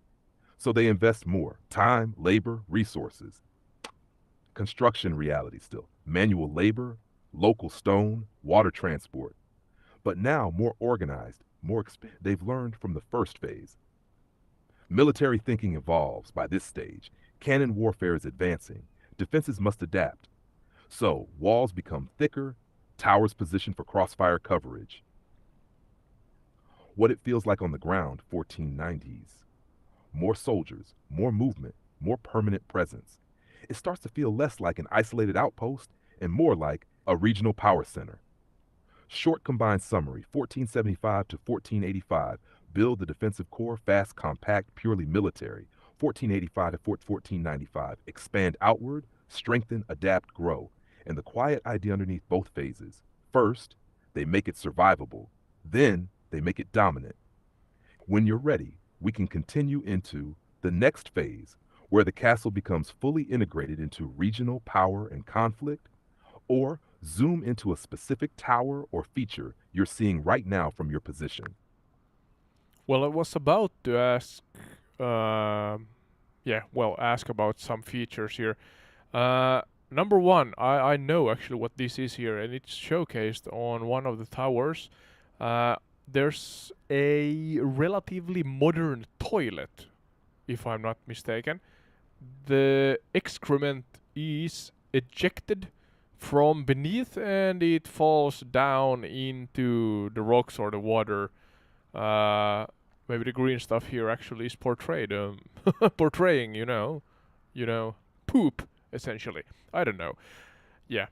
But yeah, I don't know about that beneath, but I know that the construction here in the screen right now is actually a toilet.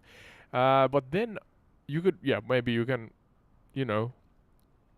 complement again by sharing new information relating to that one. I don't know if it's the first medieval toilet in history or in Finland or in Europe. No clue about that. But then on top of that, I know that this tarpaulin or this white, I guess that's a sheet, a tarpaulin, pressu in Finnish. That's because of they host opera, shows here every summer. It's really a famous actually attraction here in Finland. So those who are interested and maybe are traveling to Finland, Olavinlinnan oopperajuhlat, that's Olavinlinnan's or Olavi Castle's opera festivities. That's something that is hosted here. But in general, I'm looking at the architecture nowadays. It seems like, I'm not sure how precise this is in the simulator, but there's some round structures. Looks like a base of a tower that was not completed. That's something that I see here, or maybe that's a pit for prisoners and such. I don't know. If you have specific information, let me know. Sky. Oh, as our cat is meowing in the background. Everything's fine. Go to sleep. Sleep, cat. It's Frank, our cat, so I don't know why. Yeah, but then I just, using the drone cam to hover around and look at there's 3 round towers here also. So I don't know. It was everything constructed at once, AI Sky, or I guess it was the 10-year span that it took. And the green roofs, don't know if those are the original one, but green, it reminds me of copper. I'm not sure if that's the case. Shortly, don't blabber about as long as I did, Yaska. Let me know if you have anything to add, any new fresh information relating to my errands here.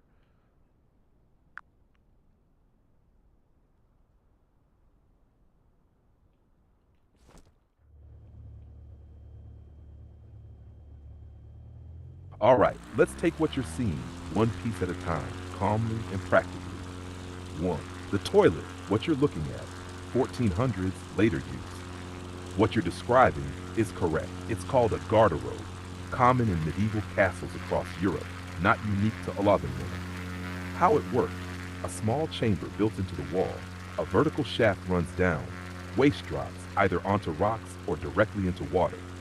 So yes, what you're seeing below in the simulator, that greenish area, is likely representing where waste ended up. Important note, not the first toilet in history, but a standard medieval engineering solution. Dasha 2, the round pits, unfinished circles you're seeing, those are most likely tower bases or foundations. Why they look incomplete. Some parts of the castle were modified, rebuilt, or never fully expanded as originally planned. Also, over centuries 1500s to 1800s, the castle was damaged, repaired, adapted. So what you see today is a layered structure, not a single-phase design, not prison pits. Number 3, the 3 round towers. You're spotting one of the key features correctly. What they are: main defensive towers from the original design, built mainly during 1475 to 1485 core, expanded in 1485 to 1495.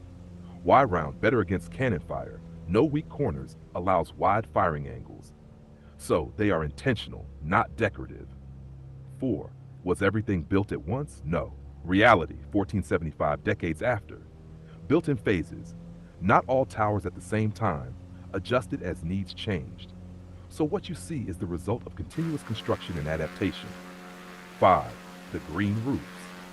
Good eye, yes, that green color strongly suggests copper roofing. Over time, copper oxidizes and turns. Are they original? No. Roofs have been replaced, restored multiple times. Current look, historically inspired but maintained in modern times 6.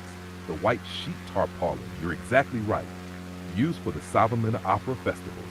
Happens every summer. Modern era, 1900s, 2026. So, the castle is still actively used, not just preserved as 7. Small grounded detail you might notice, because the castle sits in water. Lower walls are thicker, foundations are directly on bedrock, no deep underground dungeons like inland castles. So vertical pits are usually structural or functional, like garderobes, not prison shafts. Number 8, short summary, Tort's garderobe, standard medieval system. Round Sorry, I'm gonna go forth before the summary, even though I like them. Let's go to early border wars and other information that relates to this, because it says 1495 to 1595, so 100-year span. Wider Russo-Swedish War, that's more specifically 1495 to 1497, it says. Then 1590 to 1595, renewed Russia-Swedish conflict. Oh, there's a lot of conflict going on between Sweden and old Russia back then, or Novgorods, I guess. So yeah, let's focus on those. Give us again a comprehensive and lengthy chronicle on these subtopics within the main story arc. Try really, use my guided my custom instructions as your guide and find out, try to depict actually how it looked and what happened. Events and individuals and such are really important, especially the significant ones. But yeah, you have my custom instructions to help you and aid you in showcasing what I need from you. But yeah, early border wars. So go, AI Sky.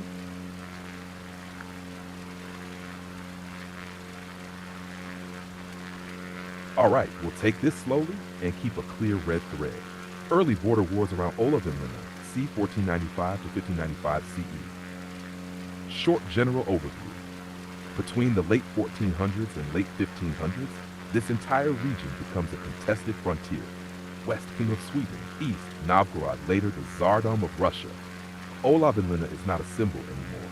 It is now an active military node inside a war zone. Where this unfolds, Savonlinna Saimaa frontier. Scenery, unchanged, but now militarized. 1495 to 1595. Narrow lake passages, forest-covered islands, frozen winters, open water summers. Military reality. In summer, boats, raiding parties, patrols. In winter, frozen lakes become marching roads. So the same landscape that helped early humans now becomes a battlefield network. Number 3. First major conflict phase, 1495 to 1497 CE. Context: war between Sweden and Novgorod. Border still unstable despite earlier agreement. Key idea: this is one of the first real tests of the castle.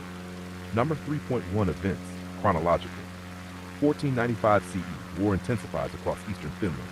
Major focus, Viborg Castle, a key Swedish fortress closer to the coast. Siege of Viborg, 1495 CE. Russian forces attempt to capture it. Swedish defenders hold.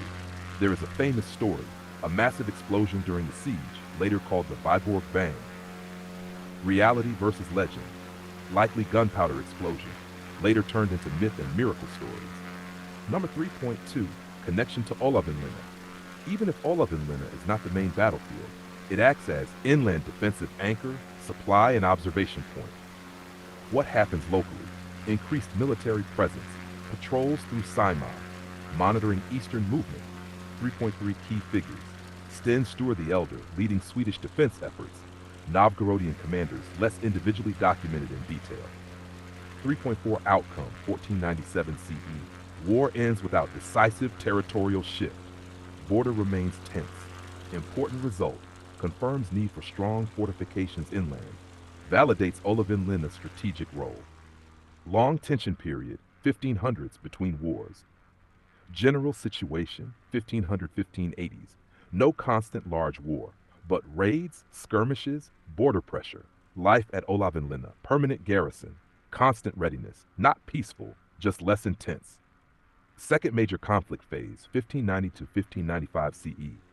Context: now the opponent is no longer Novgorod, it is the Tsardom of Russia. Key figure, Fyodor I of Russia. Sweden still controls Finland. 5.1 war begins. 1590 CE, large-scale conflict resumes. Russian forces push westward.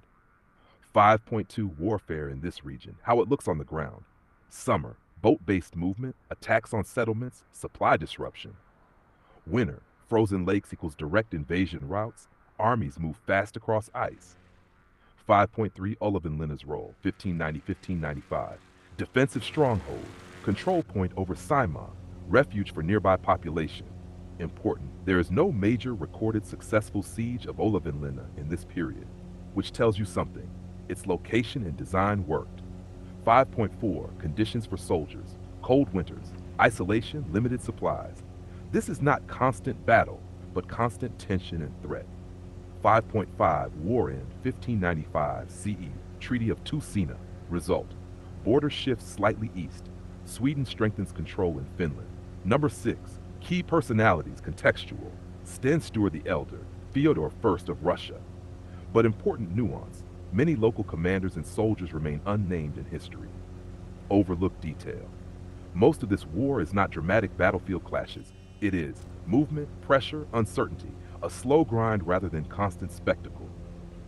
Short summary, clear and calm. 1495 to 1497, first major test of Swedish eastern defenses, confirms need for inland fortresses. 1500s, ongoing tensions, smaller conflicts. 1590 to 1595, renewed large-scale war, Olavinlinna holds as a defensive point. 1595, treaty stabilizes border. And the quiet truth underneath it all, this castle was not built for one battle. It was built for a century of pressure, and it endured it. Thank you, thank you. Town trade and ordinary castle life. The 1500 to 1639. We talk about settlement growing, 1500 to 1639, as I said. 1500 to 1700s, everyday chores behind the thick walls. Maybe a short, peek into the actual life. You try to, depict it from the real documented, info and facts, from the point of view of those who lived the mundane life back in the day. Could you do that slightly shorter this time, but still, as you already mentioned, between the wars it was calmer and such, but what was life like back then?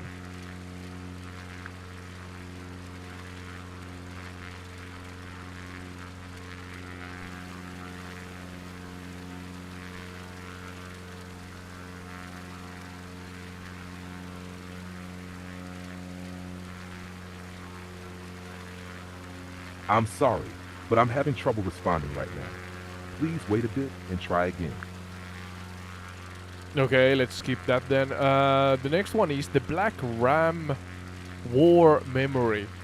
It says that it's roughly in 1656.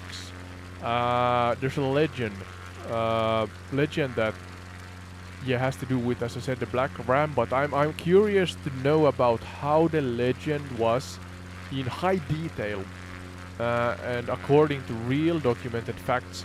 How were the Ram legend, the Black Ram legend, that is a legend still today, a folklore legend here at Olavinlinna, how did it come about? How what was the birth of it? What was the the preceding era and time, and what real life events and significant actors and such played a part in it?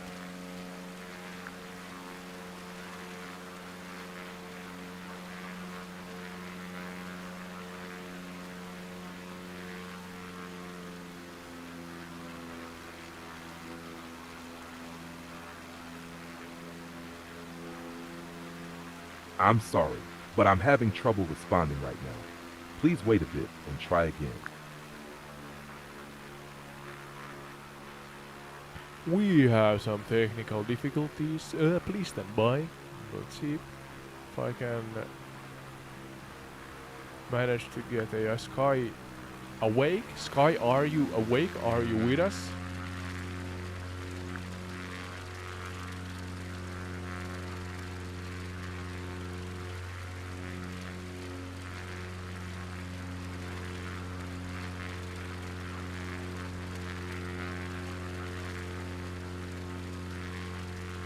I'm sorry, but I'm having trouble responding right now.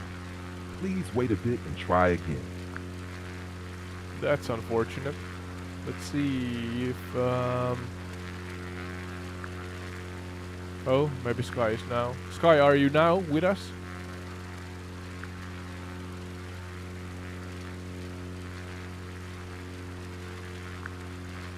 Hello, Sky?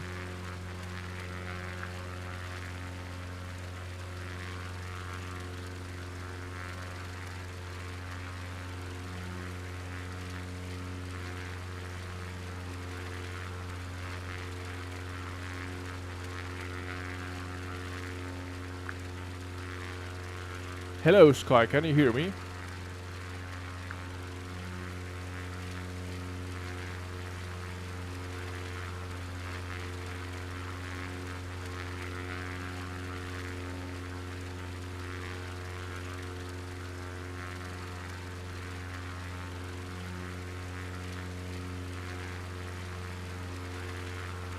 Yeah, I can hear you clearly. What are we testing? Audio, pacing, or setup on your end? No, I have, for the audience, I had to restart a new chat, but for AI Sky, I am continuing on with my live stream here around Olavinlinna, and we got connection issues at the Black Ram War Memories in 1656 relating to Olavinlinna and the region, Finnish region of Savonlinna and general, area of Lake Saimaa. But yeah, we're focusing on Olavinlinna. 1656. I'm curious, and I'm sure that the audience is curious. The audience is curious also. How did the Black Ram legend come about? What was the the origin story, or is the origin story for it? I want you to follow my custom instructions as your guide, so that me and the audience actually get the nitty gritty and the actual content that I'm looking for here. But yeah, the Black Ram. Any significant actors, events, what was the setting and the actual story behind the birth of this folklorish legend that is still a folklore in today's Finland also.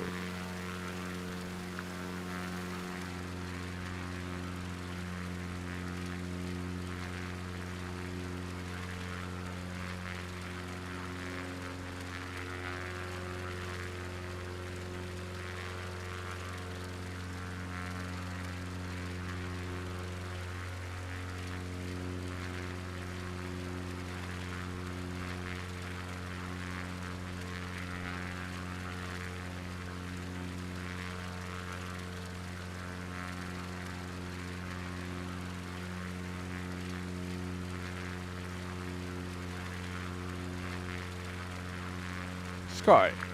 Seems like we have connection issues.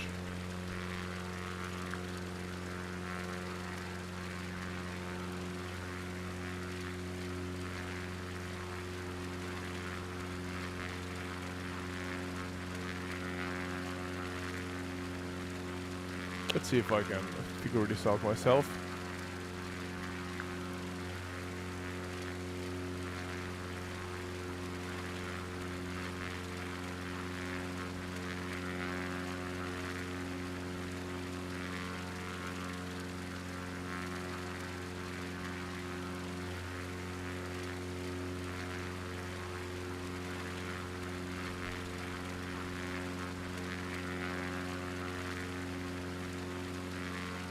Okay, so the story I'm actually using another AI here just to help along this process.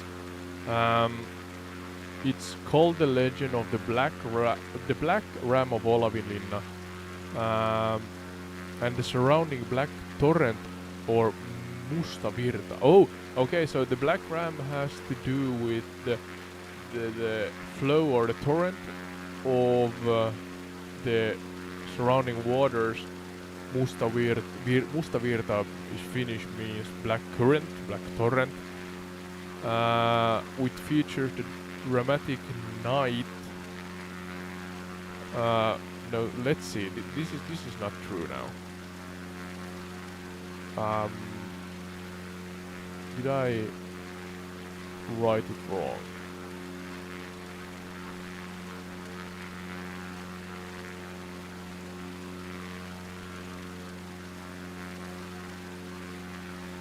Too stupid spell check. That's the problem. Oh, there, Legends of Olavinlinna Castle. Maybe this is proper or more proper. Yeah, the Black Ram or Mustapassi of Olavinlinna. Mustapassi means Black Ram. Yeah, in Finnish. Is a legendary animal celebrated for saving the Olavinlinna castle from a Russian siege in 1656. Historically, the castle reared rams, okay, on its island to serve as livestock for feasts, particularly for the feast day of its patron Saint Olaf's Day. Today, a famous bronze statue commemorates this legendary animal near the castle grounds.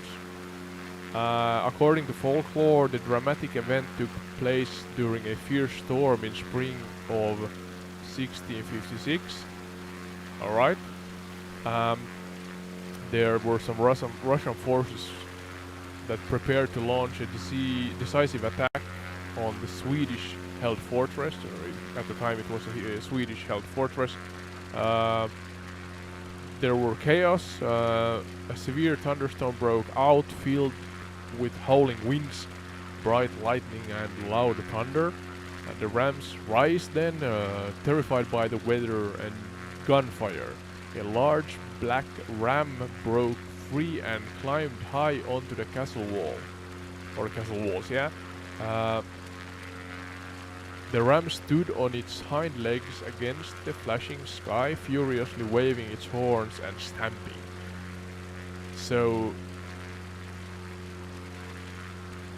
that's the origin story of the Black Ram. The retreat then, illuminating the black horned silhouette against the lighting, the attackers believed the defenders had summoned the devil. Okay, this is devil story. So terrified the Russian troops, panicked, routed, and many drowned in the surrounding waters. Following its accidental heroism, the citizens and soldiers took exceptional care of the ram. It was spared from ever being or becoming dinner and lived out the rest of its natural days in comfort and luxury. And there's a statue today, yeah. To honor the animal, a striking bronze sculpture created by artist Anton Revander. Yeah, Anton Revander Raus was placed on the nearby Tallisaari Island. Visitors walking towards Olavinlinna Castle frequently stop by the monument to take photos and listen to the tale during guided historical tours. Okay, so that was the legend of the Black Ram, the folklore legend. Interesting. So, I mean, true or not, the tale is kind of awesome, I think.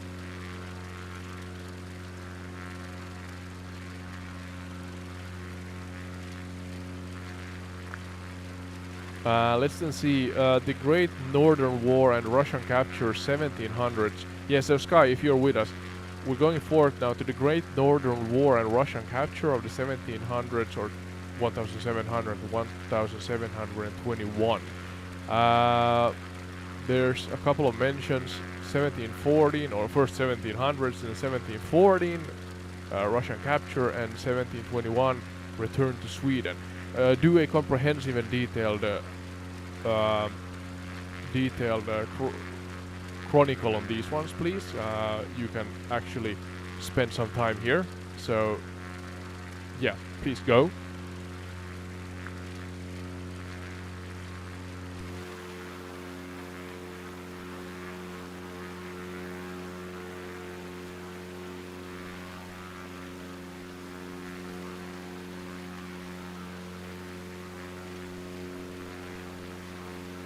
I'm sorry, but I'm having trouble responding right now. Please wait a bit and try again. Okay, can you respond now?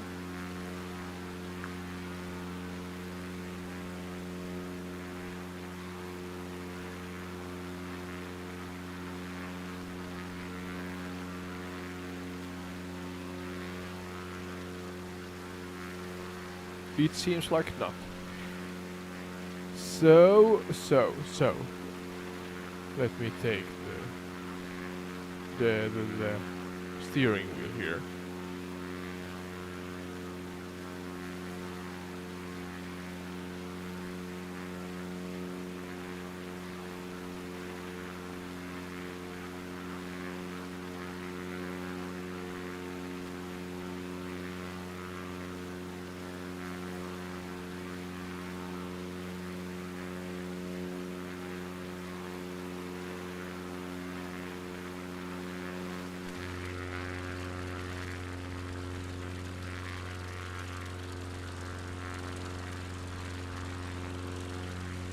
So, let me really clear my throat here.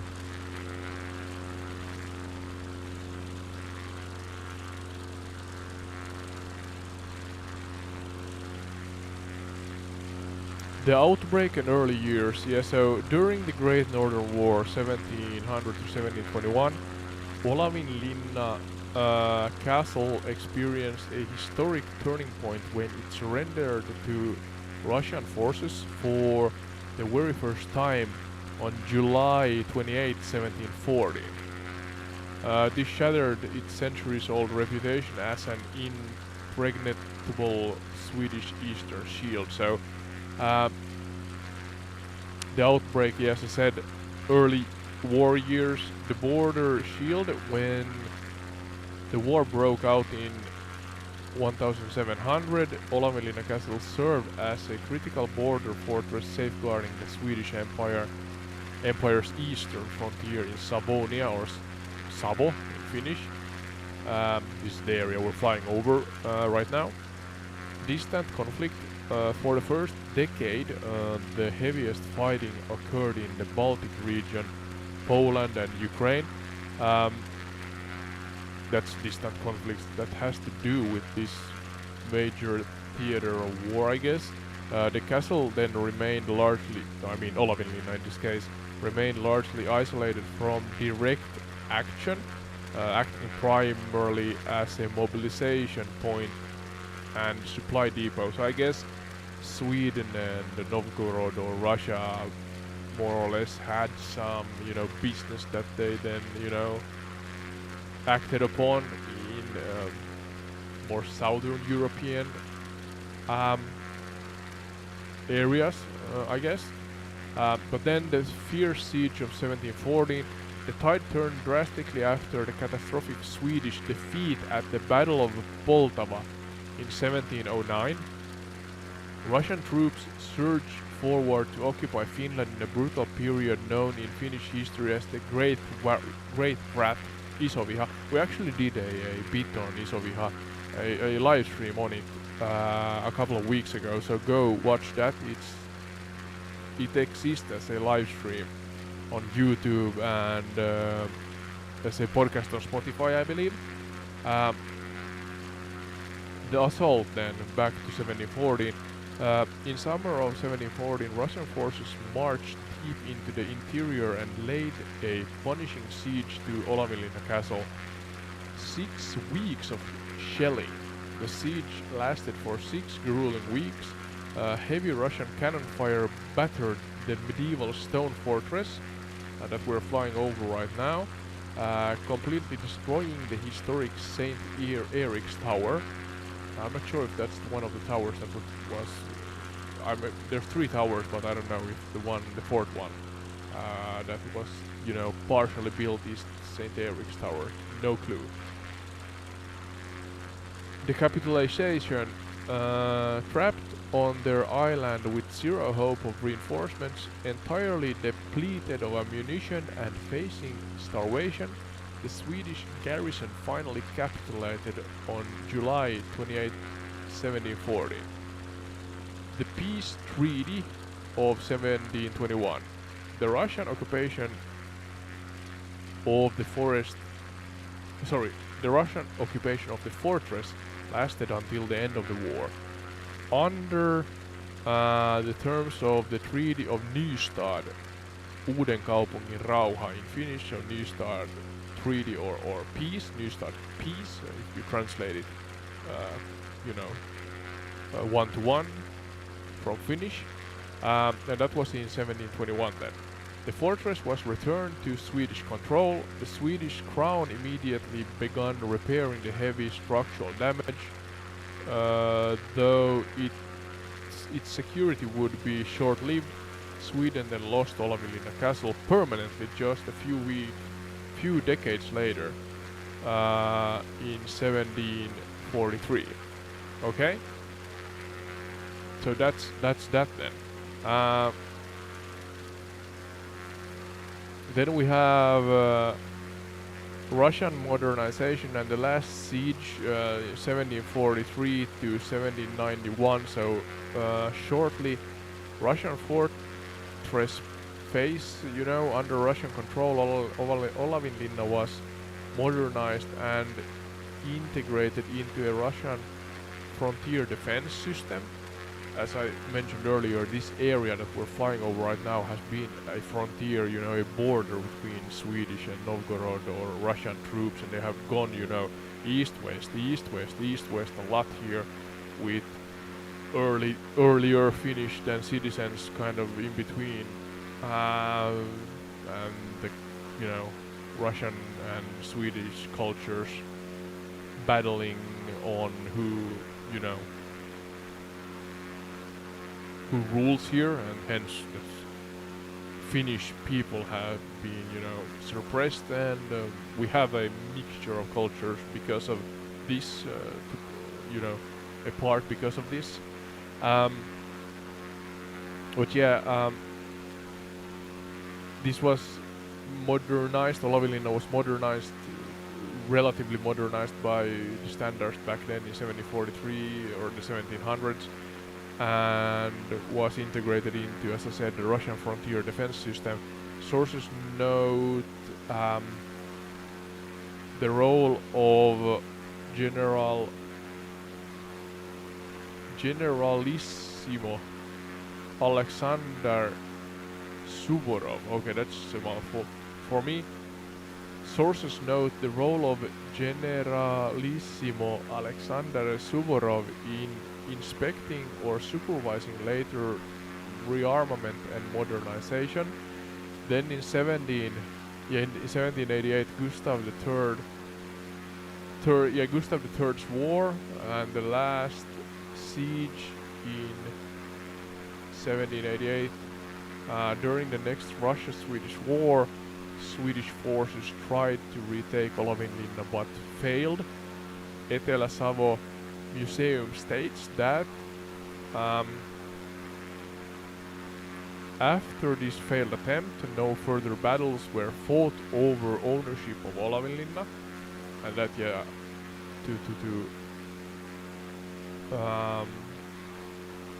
restate that this was in 1788. So it seems like after that it has been more or less as it is.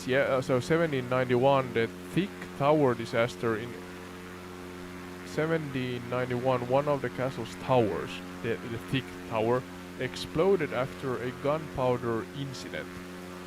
A bastion was later built in its place, though this detail is important visually because Olavinlinna's present shape is not purely medieval but scarred and reshaped by artillery age military needs and accidents. So yeah, of course, stuff happens, so to say. 1809 to 1870, loss of military purpose. We'll talk about Olavinlinna, of course. In 1809, Finland became a Russian Grand Duchy. After the Finnish War of 1808 to 1809, Finland became an autonomous Grand Duchy under Russian sovereignty. This removed the old Swedish-Russian state border from the Savonlinna region. Yeah, so removed the Sweden-Russia state border from the Savonlinna region, weakening Olavinlinna's reason to exist as a frontier fortress. So then in 1847 to 1850, the garrison ends. Prison and emptiness. So Etelä-Savo Museum states that Olavinlinna served as a Russian garrison until 1847, then briefly as a jail, and later stood empty until the end of the 19th century. This is the castle's quiet, uncomfortable period, no longer strategically central, not yet a polished tourist monument as it is today. So I mentioned the Olavinlinna Operajuhla or Olavinlinna's opera festivals. That is a well-known tourist attraction here in Finland and the Savonia or Savo region. 1870, fires and preservation. The National Museum notes that major repairs became urgent after two fires in the 1870s. At that point, the state began to think of Olavinlinna as an ancient monument and not only as an old military structure. And then 1912 to modern day, that is 2026, National Monument and Opera Stage. So in 1912, Aino Akte and the Opera Festival. In summer 1912, soprano Aino Akte launched the first Savonlinna Opera Festival at Olavinlinna. The symbolic transformation is striking. The thick walls built for siege, acoustics, echoes, warning, and cannon memory became a stage for the human voice instead of the war that was waged here back then. In 1930, first world premiere in 1930, so the first world premiere was held in 1930. The festival staged its first show here. Ilmari Hannikainen or Ilmari Hannikainen's Talkootanssi was the name. I don't know how to translate that. It's a name, Ilmari Hannikainen. Talkootanssi. Tanssit is to dance. And talko is, when you help your neighbor out, or it's a community effort to help out in the neighborhood. Talko is a name for that. So I guess a community dance in a way could maybe be a proper translation. I'm not sure. This showed and helped move Olavinlinna from a heritage backdrop into active Finnish cultural production. In 2025, so last year, it held its 550th anniversary. So yeah.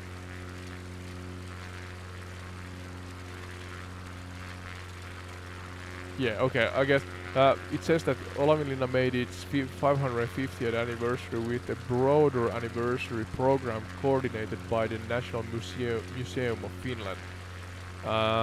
So I guess we are counting from 1475, was it, when the construction began? Roughly, I guess. Is that 550 years? I think so. I don't know. Getting tired here. In 2026, current visitor role, so Olavinlinna remains open as a museum and guided visits, with the National Museum listing seasonal opening hours and public access information. The same structure that once controlled boats, soldiers and boarders now control visitor flow, tickets, guided routes, exhibitions and cultural events like, again, the mentioned Olavinlinna or Olavi Castle's Opera Festival that is annual. I'm not sure, I think they have several nights that they are actually showcasing this. I have heard the magnificent show. So that's it. I think that I'm gonna leave Kerimäki out right now because the AI stopped working. I'm gonna dry out my voice if I'm gonna read out loud all these myself. But to let you know again, you have been watching Entire Retreat. Trivial Travel Tales and Truths is the series. We fly far, wide, low and high over real-world locations that relate to the topics in each episode. And today we talked about the greater Savonia or Savo region, Lake Saimaa and its history, and more specifically about Olavinlinna Castle and its history and significance in history and in the modern day and age. You can find us on YouTube and Twitch as we are now during a live stream. Then we are uploading different length videos to YouTube and the podcast version, the full length podcast version, to Spotify. You can take part in the show by just interacting with us during the live streams that are on the same time podcast creation processes. This is just how I do it. I do a live stream, and with no or some editing, I then, create the podcast. The other way you can take part is to watch or look into the Patreon that we have, our Patreon site. There's some information about how you can participate, you can support us further, and you can be, for example, a remote guest on the show. You can jump into the airplane with me and AI Sky on top or flying above the location that you wish we flew or are flying over, and you also get to wish and decide the topic that we are going to talk about. Then also we have a Discord community that we're building on Discord, so you can look out for Entire Retreat also on that platform.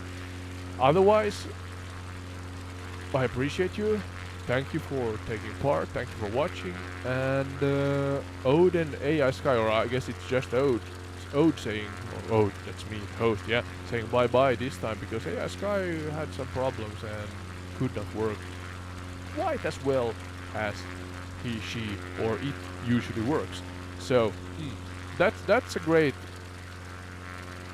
setting, or scene that we're looking at right now. That's the setting sun above Lakeland, Finland, over the greater Saimaa and Savonia or Savo region. Thank you truly, thank you deeply. Bye bye, good night, see you in the next one.